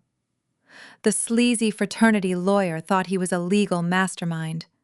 He assumed his boutique firm was immune to scrutiny. As a forensic auditor, I knew that unethical attorneys always leave a digital residue. I deployed a specialized tracking algorithm targeting the escrow accounts registered to Kyle's law practice. I was searching for the offshore routing numbers Ryan had used to hide my stolen emergency funds. The screen scrolled with lines of dense financial data. I watched the progress bar inch forward, knowing that the discovery I was about to make would serve as the final nail in their collective coffin.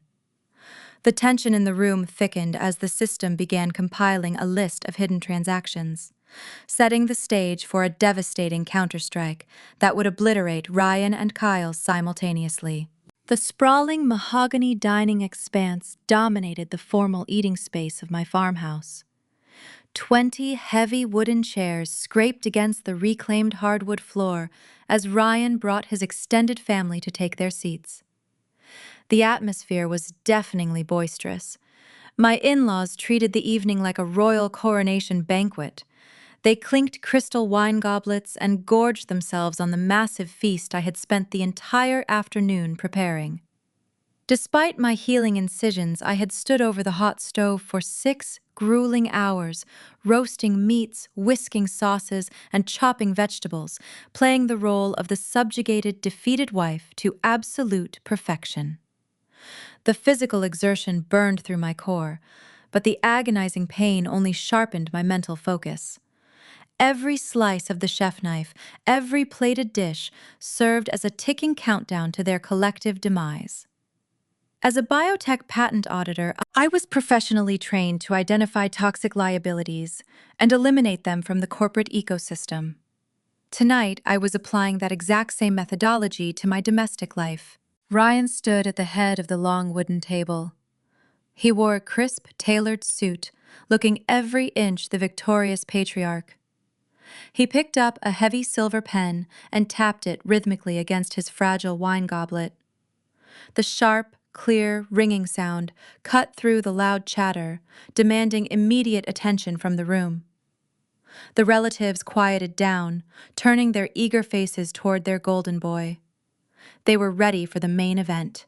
I sat at the exact opposite end of the dining room. I wore the oversized gray knit sweater, keeping my shoulders hunched forward and my gaze fixed on my empty porcelain plate. I looked like a broken captive awaiting my final sentence. The dramatic irony vibrating in my chest was almost overwhelming. Ryan cleared his throat, projecting his voice to fill the cavernous space. He began a sickeningly sweet speech, weaving a narrative of manufactured grace and fake humility designed to elevate his own ego. "We have had quite a journey this week," Ryan announced, smiling warmly at his mother and sister. "Family is the most important foundation a man can possess. Sometimes it takes a difficult period of adjustment for certain people to realize their true priorities." He looked directly down the length of the table at me. His eyes were entirely devoid of empathy, burning with unchecked greed and towering arrogance. "Debbie has faced a challenging medical recovery," Ryan continued, his tone dripping with patronizing faux sympathy. It made her realize that the demanding corporate world is simply too stressful. She finally understands that her place is here, supporting this family, rather than chasing agricultural patents and neglecting her duties as a wife. Tonight, she is making a generous, necessary sacrifice to ensure our collective future is secure. She is stepping back, allowing me to take the helm. The relatives murmured an enthusiastic agreement. They raised their glasses, toasting his brilliant leadership. They genuinely believed he was a self-made titan, stepping into his rightful fortune. The audience effect was perfect. Ryan was boasting about his financial supremacy while sitting on a throne of absolute bankruptcy. He did not know his bank accounts were currently locked. He did not know his cryptocurrency debts had just accelerated into immediate default. He was a pauper parading as a king, entirely ignorant of the execution block waiting beneath his expensive leather shoes. Kyle sat immediately to his right. The sleazy fraternity lawyer practically vibrated with smug anticipation. Kyle reached into his briefcase and produced the thick portfolio of asset reallocation. He placed the heavy black binder onto the polished mahogany surface. Using his fingertips, Kyle slid the dense legal contract down the center of the table. The binder glided smoothly over the reflective wood, passing bowls of roasted vegetables and empty wine bottles until it came to a halt, mere inches from my folded hands. "This is the beginning of a beautiful new chapter," Kyle stated, flashing his unnervingly predatory grin. "The documents are fully prepared. We just need your initials on the indicated pages. Debbie and the transfer of your biotech stock options will commence immediately. Nancy leaned forward from her seat halfway down the table. Her face was flushed with alcohol and unadulterated triumph. She pointed a manicured finger at the black binder. "Sign it quickly," dear Nancy sneered, abandoning the fake maternal warmth she normally performed for the sake of appearances.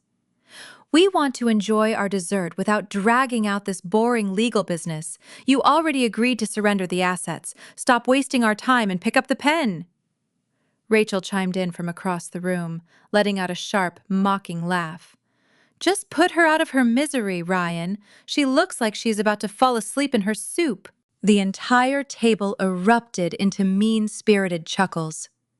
They were a pack of scavengers circling a wounded animal, eager to strip the meat from the bones. They watched me intently, anticipating the final, pathetic act of submission. Ryan picked up the silver pen he had used to quiet the room. He tossed it casually down the table. The expensive writing instrument spun across the wood, stopping right beside the black binder. "Go ahead," Debbie Ryan commanded, folding his arms across his chest. "Make it official." I stared at the silver pen. The metal surface reflected the warm glow of the overhead chandelier. The house was completely silent now, save for the ticking of the grandfather clock in the foyer. Every eye in the room was fixed on my trembling hands. They expected me to reach forward, uncap the pen, and sign away my multi-million-dollar property, my intellectual property, and my life savings. I did not move my hands. I left them resting quietly on my lap. The manufactured trembling stopped completely. I took a slow, deep breath, pulling the cool, air-conditioned oxygen deep into my lungs. The agonizing, burning sensation in my surgical incisions remained, but I isolated the pain, shoving it into a dark corner of my mind. It was time to shed the disguise. The lazy panda act had served its purpose, luring them into the trap. It was time to show them the teeth. I began to adjust my physical posture. I rolled my shoulders back, snapping my spine into perfect, rigid alignment. The hunched, defeated curve of my back dissolved entirely. I lifted my chin, raising my head to look directly at the man standing at the far end of the room. I let the oversized gray sweater slip slightly, revealing the sharp, unyielding lines of my true demeanor. The transformation was not just physical. It was an energetic shift that instantly altered the barometric pressure of the dining room. I was no longer a frail, recovering patient cowering in a guest bedroom. I projected the towering, ruthless aura of a senior corporate auditor who dismantled agricultural espionage rings for a living. I was the apex predator, returning to claim my territory. The chuckling around the table died abruptly.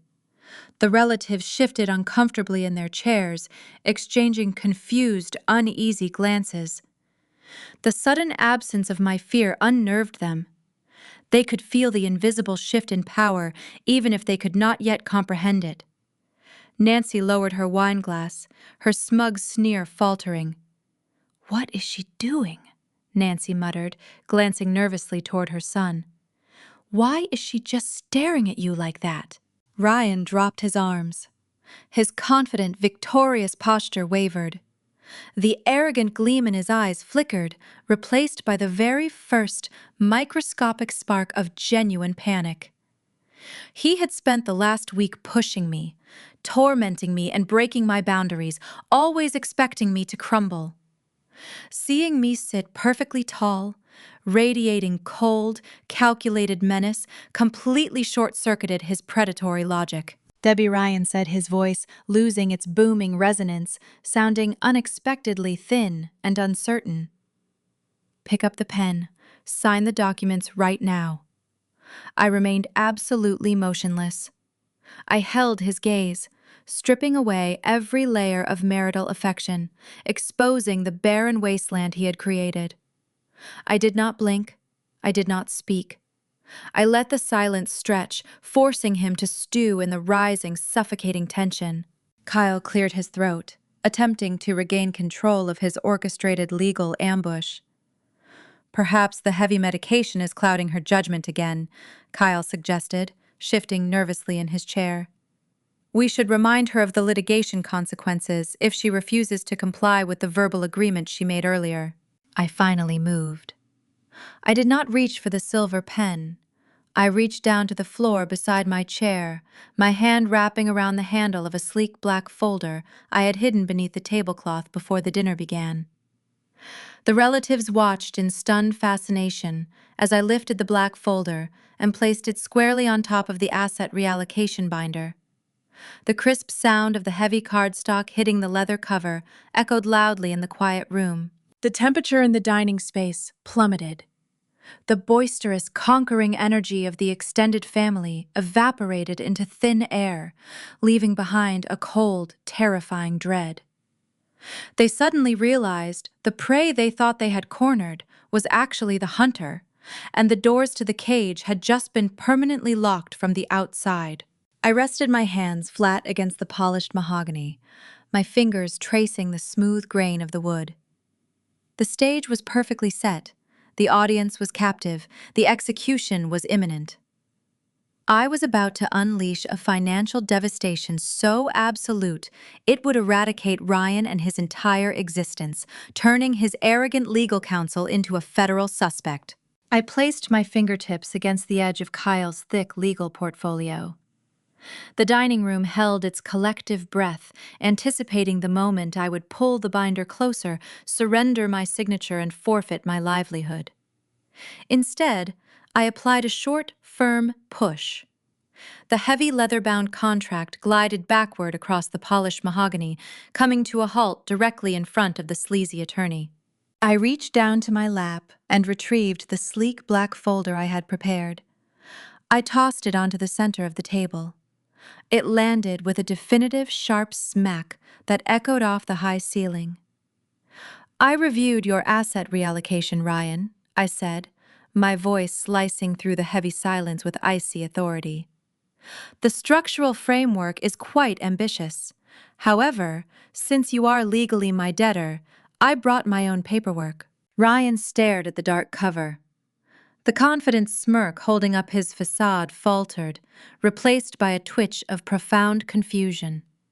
He reached out and flipped the folder open. His eyes darted across the top page. The color drained from his face in a rapid, terrifying rush, leaving his skin the shade of dirty ash. Inside that folder lay the validation of his financial eradication. 6 months prior, recognizing the escalating red flags in his behavior, I utilized a proxy shell company connected to my biotech firm. Through that anonymous entity, I purchased his $300,000 in defaulted cryptocurrency liabilities from the secondary market.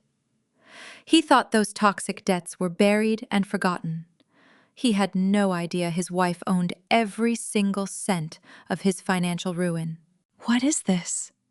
Ryan choked out, his vocal cords tightening, as if an invisible hand gripped his throat. "Those are validated debt acceleration notices," I stated, leaning forward slightly to ensure every relative at the table heard the truth. "When you decided to steal my emergency funds and plot corporate espionage to sell my agricultural patents, I decided to pull the trigger. I invoked the acceleration clause on your entire portfolio this afternoon. You are in immediate, unrecoverable default." Ryan looked like he had been struck by lightning. His mouth opened, but only a raspy wheeze emerged. "I legally linked your liabilities to the luxury recreational vehicles currently parked in my driveway." I continued, maintaining a steady, unrelenting cadence. "I attached the debt to the catering invoices you signed for this very dinner.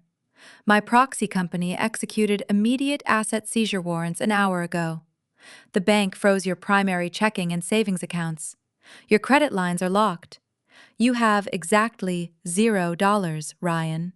The dining room erupted into a cacophony of panicked whispers. Nancy dropped her wineglass. The crystal shattered against her porcelain plate, spilling dark red liquid across the white linen tablecloth. Rachel gasped, covering her mouth with both hands.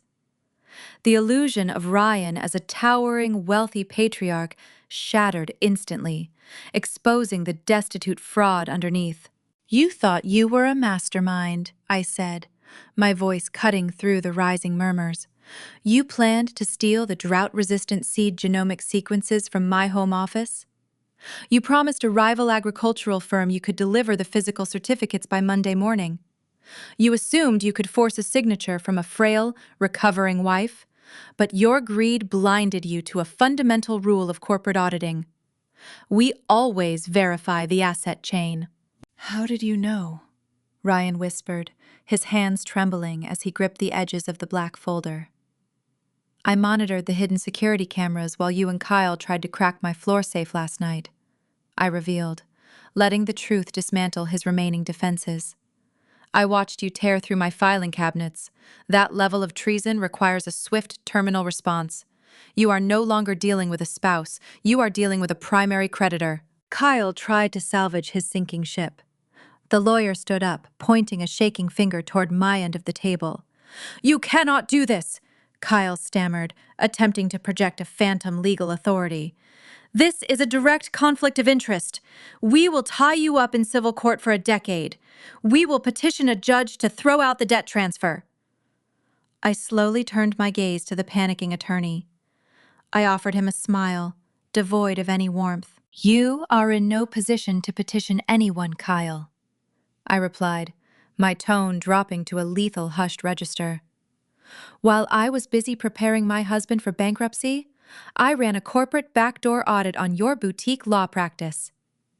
Kyle froze. His eyes widened, reflecting the stark terror of a man realizing he had just stepped onto a hidden landmine. "Did you really think a senior forensic patent auditor would not trace the stolen money?" I asked, tilting my head. "When Ryan stole $15,000 from my biometric safe, he needed a place to hide the cash before routing it offshore. He transferred the funds into your firm official escrow accounts. You commingled stolen domestic capital with your client trust funds." Kyle stumbled backward, his knees hitting his chair. In the American legal system, commingling client escrow funds is the ultimate cardinal sin. It is the fastest route to total professional destruction. "I bundled the digital ledgers, the routing numbers, and the audio recording of your extortion attempt from yesterday morning," I declared, delivering the final fatal blow. I forwarded the entire encrypted package to the Missouri State Bar Association and the Regional Federal Field Office. "You are not just facing immediate disbarment, Kyle. You are implicated in a federal wire fraud conspiracy." The chaotic murmur of the extended family escalated into a deafening roar. Uncles and cousins pushed away from the table, recognizing the radioactive fallout of the situation. The lavish feast sitting in front of them suddenly tasted like poison. They realized the luxurious vacation, the expensive wine, and the exotic roasted meats were financed by stolen cash and a man who was now deeply, irreversibly indebted to the woman they had spent the entire week mocking. Nancy leaped to her feet, her face flushing a mottled, furious crimson. "You lying, vindictive witch!" Nancy shrieked, pointing her shaking finger at me. "You set my son up! You trapped him! I simply handed him a rope," I answered, keeping my posture impeccable. "He chose to tie the noose, stand on the chair, and kick it away. He wanted to sell my intellectual property to a rival firm. He wanted to drain my stock options and leave me physically broken. He orchestrated his own demise." "You posted all those photographs, Nancy," I noted, staring directly into the eyes of my mother-in-law. "You branded me a lazy panda for the amusement of your country club friends. I highly recommend you delete those posts. When the authorities seize those rented vehicles and the catering trucks demand payment from a man with zero liquidity, the local gossip will shift rather swiftly. Your son is a fraud, and you cheered while he dug his own grave." Rachel grabbed her mother by the arm, her elitist bravado collapsing into genuine panic. "Mom, if Ryan is broke, how are we supposed to pay for our return flights? He booked everything on his credit cards." The truth washed over the room like a tidal wave of ice water. The 20 arrogant invaders were stranded. The vehicles they arrived in, the flights they planned to take, the very food they were consuming, everything was tied to frozen accounts and seized assets. Ryan sank back into his chair, a hollow, empty shell of a man. The pristine, tailored suit he wore now looked like a costume he had no right to inhabit. He stared at the black folder, tracing the edge of the paper with a trembling finger, unable to comprehend the sheer magnitude of his defeat. He thought he had meticulously orchestrated a corporate espionage coup. Instead, he had blindly wandered into a financial slaughterhouse. Kyle did not wait to hear the rest of the conversation. The sleazy attorney turned on his heel and sprinted toward the front foyer, abandoning his leather briefcase, his client, and his dignity. The heavy oak front door slammed shut behind him, echoing through the farmhouse. The dining room descended into a toxic, frantic pandemonium. Relatives shouted over one another, demanding answers from a man who could barely form a coherent sentence. They demanded to know how they would get home, how they would pay for their expenses, and why they had been dragged into a federal crime. I sat quietly amidst the roaring chaos, sipping from my water glass. The physical sting of my surgical staples felt distant, muted by the profound satisfaction of watching the predators consume themselves. But the evening was far from finished. The financial execution was only the first phase of my retaliation. They were about to discover that stranded guests in a Missouri farmhouse do not simply get to sleep off their humiliation. A new set of visitors was already speeding down the county road, and their arrival would finalize the purge of my sanctuary. The heavy oak front door slamming shut behind the fleeing attorney acted as the starting pistol for the remaining chaos. The deafening sound reverberated through the farmhouse, finalizing the reality of the situation. The sleazy legal architect of their corporate espionage plot had abandoned his briefcase, his client, and his dignity to save his own license. The 20 relatives left behind in the dining room erupted into a disorganized chorus of shouting. They pushed away from the feast, knocking over crystal goblets and pushing expensive porcelain plates aside. The roasted meats and extravagant side dishes they had eagerly consumed mere minutes ago now represented a terrifying financial liability. Nancy marched down the length of the mahogany table, her face flushed, a mottled crimson. She stopped just a few feet away from my chair, her fists clenched at her sides. She abandoned her refined, elitist persona, exposing the desperate, entitled core underneath. "What did you do?" Nancy shrieked, pointing a shaking finger at my face. "You are a spiteful, vindictive woman. My son gave you a beautiful life, and you destroyed his investments out of pure jealousy. You need to reverse whatever digital trick you just played. We have plane tickets back home for Sunday morning. We have jobs and lives. You are going to unlock his account so we can access our boarding passes." Rachel flanked her mother, crossing her arms, in a frantic attempt to maintain her superiority. "Yes, Debbie," Rachel snapped, her voice pitching into a shrill whine. "You are ruining our vacation. Ryan paid for our flights using his premium travel portal. Tell your proxy company to release the hold right now so we can leave this awful Midwestern nightmare." I remained seated, resting my hands on my lap. I looked at the two women who had spent the past week mocking my surgical recovery and invading my sanctuary. My posture was pristine, reflecting the unyielding authority of a senior auditor who held all the cards. I cannot unlock an account that no longer possesses any capital. I explained my tone, remaining smooth, clinical, and devoid of any sympathy. When an acceleration clause is triggered on a defaulted liability of that magnitude, the banking institution freezes every connected asset to satisfy the primary creditor. The premium credit cards your brother used to purchase your return flights are void. The airline system automatically cancels unverified reservations. Your tickets home do not exist anymore. The color drained from Rachel's face. Nancy stumbled backward, bumping into a heavy wooden dining chair. They were stranded in a state they despised, relying on a patriarch who possessed zero liquidity. The entire extended family began to panic, checking their smartphones desperately, trying to log into their own banking apps to see if they could afford last-minute flights. The illusion of their invincible dynasty was crumbling into dust. Before the relatives could formulate a backup plan, a brilliant, piercing light cut through the darkness outside the farmhouse.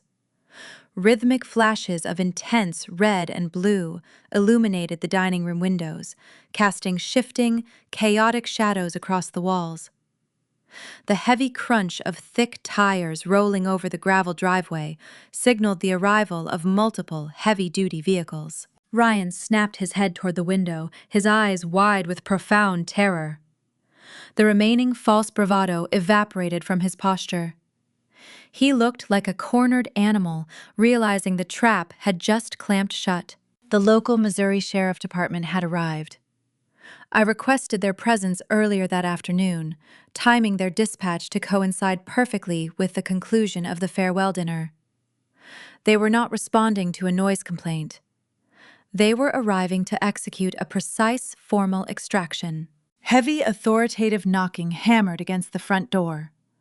Before anyone could move, a pair of armed deputies stepped into the foyer, their hands resting cautiously on their duty belts. The lead official, a tall, commanding sheriff with a stern expression, walked directly into the dining room.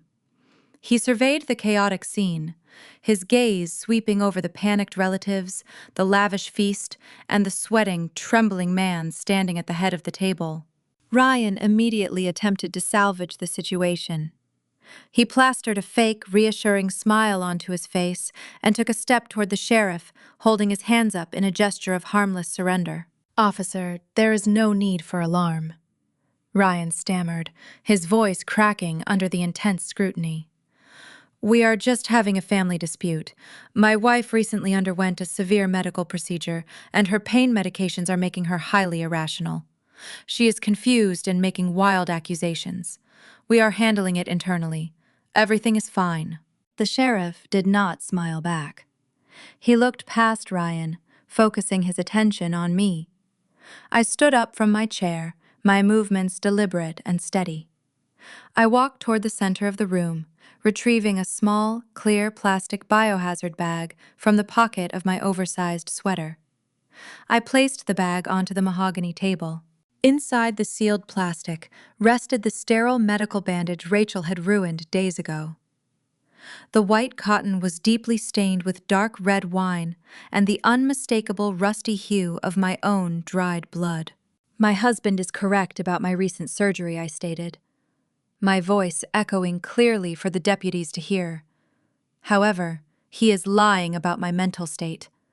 I am the sole legal owner of this property. The 20 people standing in this room are uninvited trespassers. Over the past week, they have subjected me to severe physical endangerment and domestic neglect. That bandage is physical evidence of their refusal to maintain a safe, sterile environment for a recovering patient. Furthermore, my husband intentionally stole my prescribed painkillers to keep me physically incapacitated while he attempted to extort me." Ryan let out a harsh, desperate laugh, pointing a shaking finger at the bag. "You are insane!" he yelled. "You cannot prove any of that!" I tapped the face of my smartwatch, bringing up the digital audio file I had saved to my secure cloud server earlier that morning. I pressed play, turning the volume to the maximum setting. The crisp, undeniable recording of Ryan's voice filled the dining room. The audio captured every single word of his ruthless kitchen ambush. The deputies listened as the digital version of Ryan threatened to tie me up in endless divorce litigation, promising to drain my savings and stress my recovering body until my surgical incisions ripped wide open unless I handed over $500,000. The recording also captured Nancy and Rachel mocking my pain, establishing their clear complicity in the coercion. The sheriff narrowed his eyes, turning a harsh, unforgiving glare toward Ryan.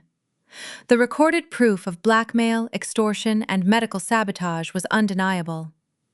The smug, entitled grin vanished from Ryan's face entirely.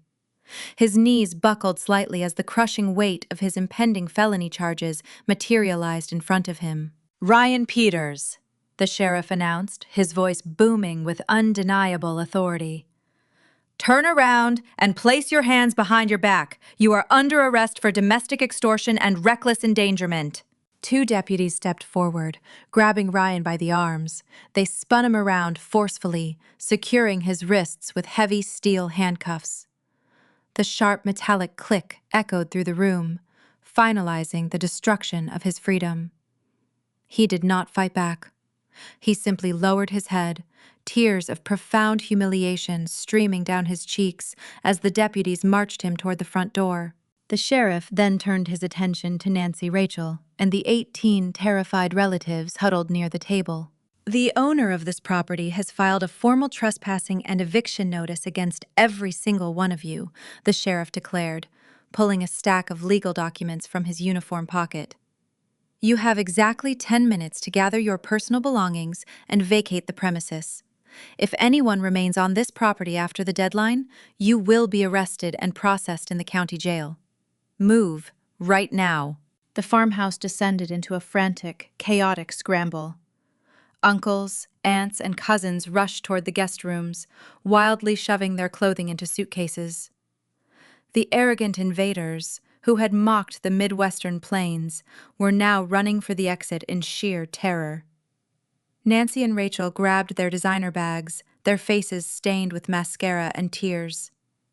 They realized they had no plane tickets, no rental cars, and no wealthy patriarch to protect them. They were stepping out into the dark, humid Missouri night with nothing but the luggage they could carry. I followed the deputies out to the front porch, watching the glorious, systematic purge of my sanctuary. The flashing red and blue lights illuminated the gravel driveway. The rented recreational vehicles sat uselessly in the grass, keys confiscated by the proxy firm repo agents who had arrived alongside law enforcement. The 20 relatives dragged their suitcases down the long driveway, forced to march toward the county highway to wait for a discount bus. Ryan stood near a marked police cruiser. His expensive tailored suit was wrinkled, his posture shattered. The steel handcuffs bound his wrists tightly behind his back. He looked up at me, standing on the porch, his face covered in tears and sweat. He was stripped of his stolen money, his marriage, his corporate espionage plot, and his dignity. I looked down at the man who had tried to break me.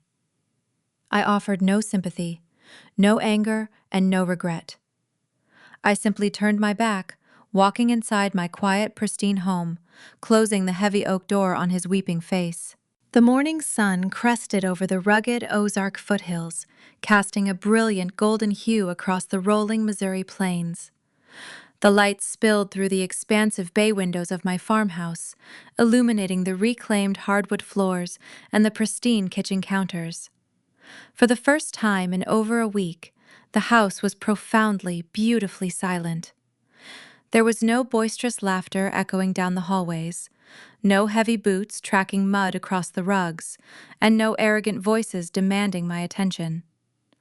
The only sounds present were the gentle hum of the refrigerator and the distant melodic chirp of a cardinal perched on the oak tree outside. I sat on the wide wooden planks of my back porch, a steaming ceramic mug of chamomile tea resting securely between my hands.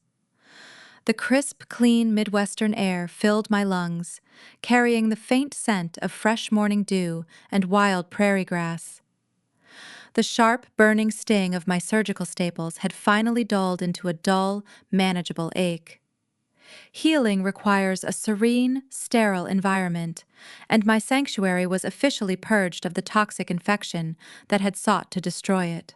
The poetic justice of the previous night remained a deeply satisfying comfort.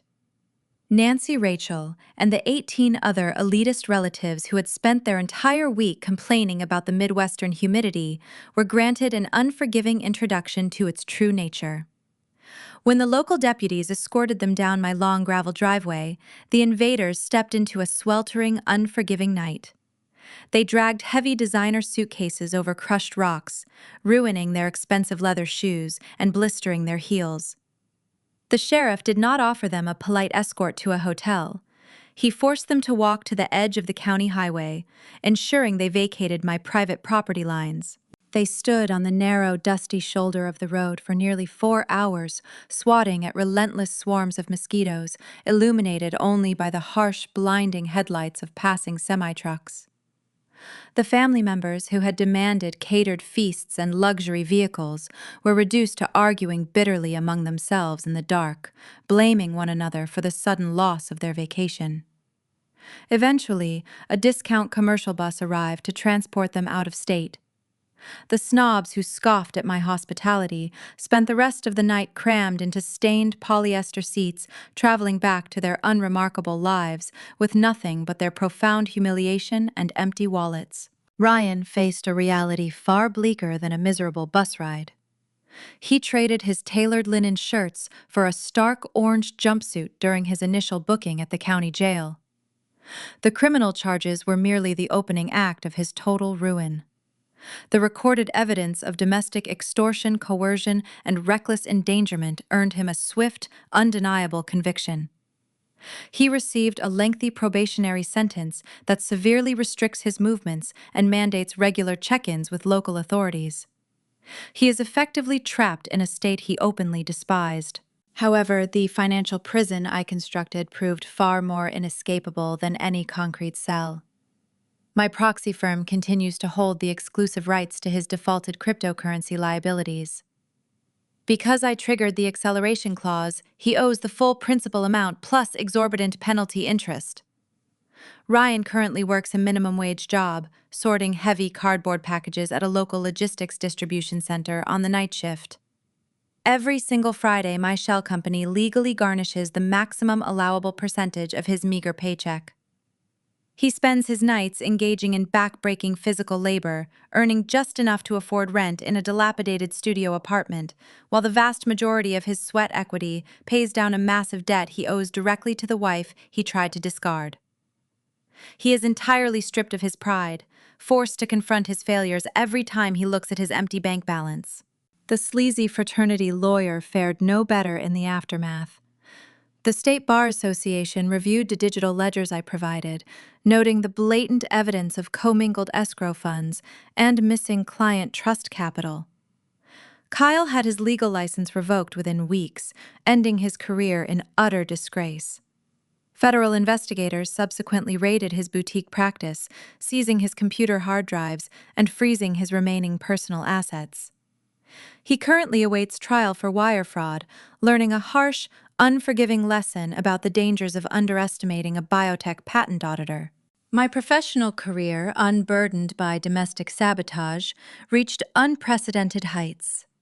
The sensitive agricultural patents Ryan attempted to steal remained firmly under my control, generating substantial new revenue streams for my firm. Jonathan, my chief executive officer, commended my handling of the attempted corporate espionage. He recognized the strategic brilliance required to protect the company assets while neutralizing an internal threat. He rewarded my loyalty and sharp intellect with a promotion to the executive board. I now oversee global intellectual property compliance, ensuring predatory competitors face the same ruthless precision I applied to my ex-husband. Sitting on the porch, feeling the warmth of the tea seep into my palms, I reflected on the specific insult Nancy had hurled at me. She branded me a lazy panda when she arrived, mocking my sluggish, pained movements while I bled through my surgical dressings. She meant it as a degrading insult, a label for a soft, useless creature, incapable of defending its territory or contributing to her son's supposed greatness. She fundamentally misunderstood the true nature of the animal she referenced. Pandas appear docile, content to sit quietly and endure their surroundings, projecting an image of harmless vulnerability. Yet they possess a bone-crushing bite force, a raw, primal strength they conceal beneath a soft exterior. They do not hunt for sport, and they avoid unnecessary conflict, but if a predator invades their sanctuary and threatens their survival, they will tear the threat apart with staggering lethal efficiency. I embraced the motif, wearing my apparent weakness as a flawless disguise. I allowed them to believe they held all the power, absorbing their insults and enduring their disrespect, all while weaving a digital snare that would sever their lifelines. Never mistake a woman's quiet endurance for submission. Never assume that physical vulnerability equates to intellectual weakness. When pushed into a corner, the most unassuming targets often possess the terrifying intellect and unwavering resolve required to build an inescapable trap. Predators rely on loud intimidation, boasting about their perceived supremacy, while ignoring the quiet, calculating mind analyzing their every structural flaw. True power does not roar. True power waits, observes, and strikes only when the victory is mathematically undeniable. I take a slow, deep breath of the crisp Missouri air, letting the clean oxygen invigorate my senses. The rolling green plains stretch out before me, a beautiful, untamed expanse that belongs entirely to me. I survived the invasion, dismantled the betrayers, and secured my future without compromising a single ounce of my dignity. I take another sip of my herbal tea, basking in the flawless, uninterrupted peace of my own untouchable empire. Have you ever faced a toxic family member who underestimated your intelligence, only to realize too late that you held all the cards? Have you ever turned someone's arrogance into the exact weapon that caused their downfall? Share your stories of quiet resilience and ultimate vindication in the comments below. If you enjoyed this journey of tactical revenge and poetic justice, hit the like button and subscribe for more stories of unyielding strength. Stay sharp, trust your instincts, and never apologize for protecting your sanctuary. The morning after a profound domestic storm finally breaks when the flashing red and blue lights of the sheriff's cruisers have faded into the distance and the intrusive clamor of uninvited guests is replaced by the serene hum of the Midwestern plains, a quiet, lingering realization takes hold. When you watch a man you once loved being escorted off your property in steel handcuffs, stripped of his dignity and his stolen wealth, it is incredibly easy to view him simply as a monster. It is easy to look at the immediate betrayal, the sheer audacity of the extortion, and the cruel indifference to physical pain, and label it as a sudden, inexplicable moral failing. But destruction of that magnitude does not materialize overnight. The collapse of a human soul is rarely a spontaneous event. It is almost always a generational inheritance. Sitting on the porch watching the golden sunlight spill across the rolling Missouri landscape, I realized that the true tragedy of the preceding days was not the attempted theft of my agricultural patents or the invasion of my home. The true tragedy was a catastrophic foundational failure of parenting. Ryan was not born a manipulative, greedy predator. He was meticulously molded into one.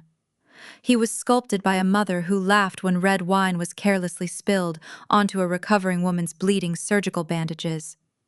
He was raised by a family that equated basic human empathy with weakness and ruthless entitlement with strength. In modern American culture, we spend an inordinate amount of time obsessing over how to set our children up for success. We focus on securing their admission to elite schools, funding their trust accounts, and ensuring they have access to the finest competitive advantages society can offer. We build sprawling homes and chase lucrative careers, often operating under the assumption that financial security is the ultimate manifestation of family responsibility. But in our frantic pursuit to shield our children from economic hardship, we frequently forget to introduce them to the most vital currency they will ever need: absolute, uncompromising emotional awareness. The traditional family structure is often heralded as the bedrock of American values, a sanctuary where honesty, fairness, and moral fortitude are supposed to be passed down from one generation to the next. Yet, a traditional structure is entirely meaningless if the internal foundation is rotting from a lack of accountability. Nancy believes she was fiercely loving her son by cheering on his hostile takeover of my assets. She believed that standing in my kitchen, forming a physical blockade while her son demanded $500,000 from a bleeding woman, was an act of maternal loyalty. She confused enabling with nurturing. She taught her son that the world was something to be conquered and extracted from, rather than a shared space requiring mutual respect and fairness. When we raise children without instilling a deep, unshakable sense of fairness, we are not preparing them for the world. We are actively setting a trap for them to stumble into later in life.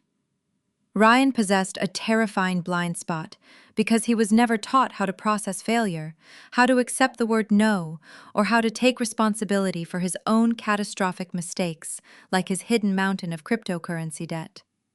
Instead of teaching him honesty, the kind of brutal, necessary honesty that requires a child to look at their own flaws and make amends, his family taught him that deception was a perfectly valid survival strategy.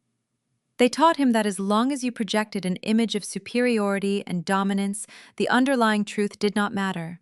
But the truth always demands a reckoning.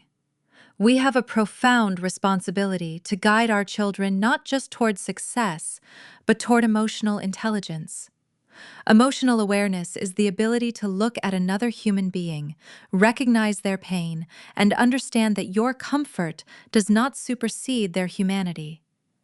If Ryan had possessed even a fraction of that awareness, he would have looked at his wife, suffering from severe surgical wounds, and felt a protective instinct rather than spotting a vulnerability to exploit. Instead, his upbringing completely severed his capacity for empathy.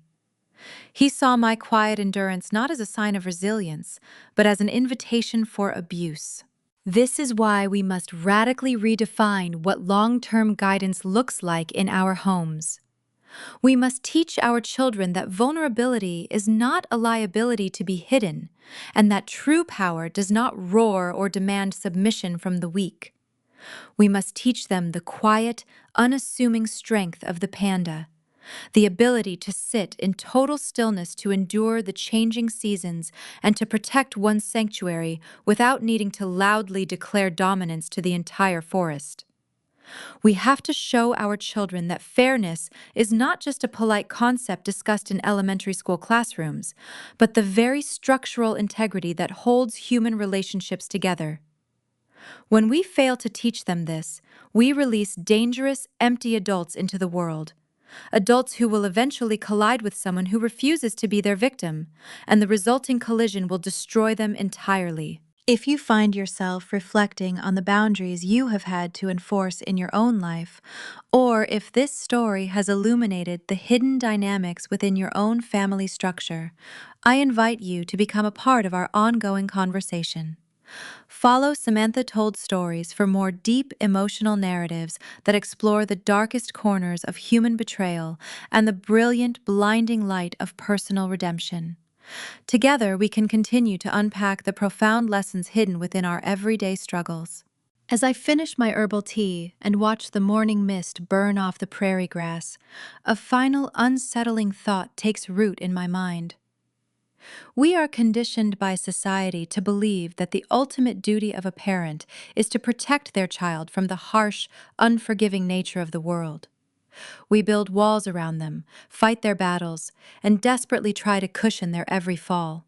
But perhaps the most conventional wisdom of parenting is entirely backward. Perhaps attempting to insulate a child from the consequences of their own actions is not an act of profound love, but an act of profound cowardice. By refusing to let our children bleed when they make a mistake, by shielding them from the crushing weight of their own failures, we deprive them of the one thing they need most, the resilience to survive their own shadows. In the end, the most dangerous thing you can ever do to a child is convince them they are untouchable. Because the world is full of quiet, patient people who know exactly how to build a cage, and the universe will always, eventually, send a monster of your own making right back to your front door.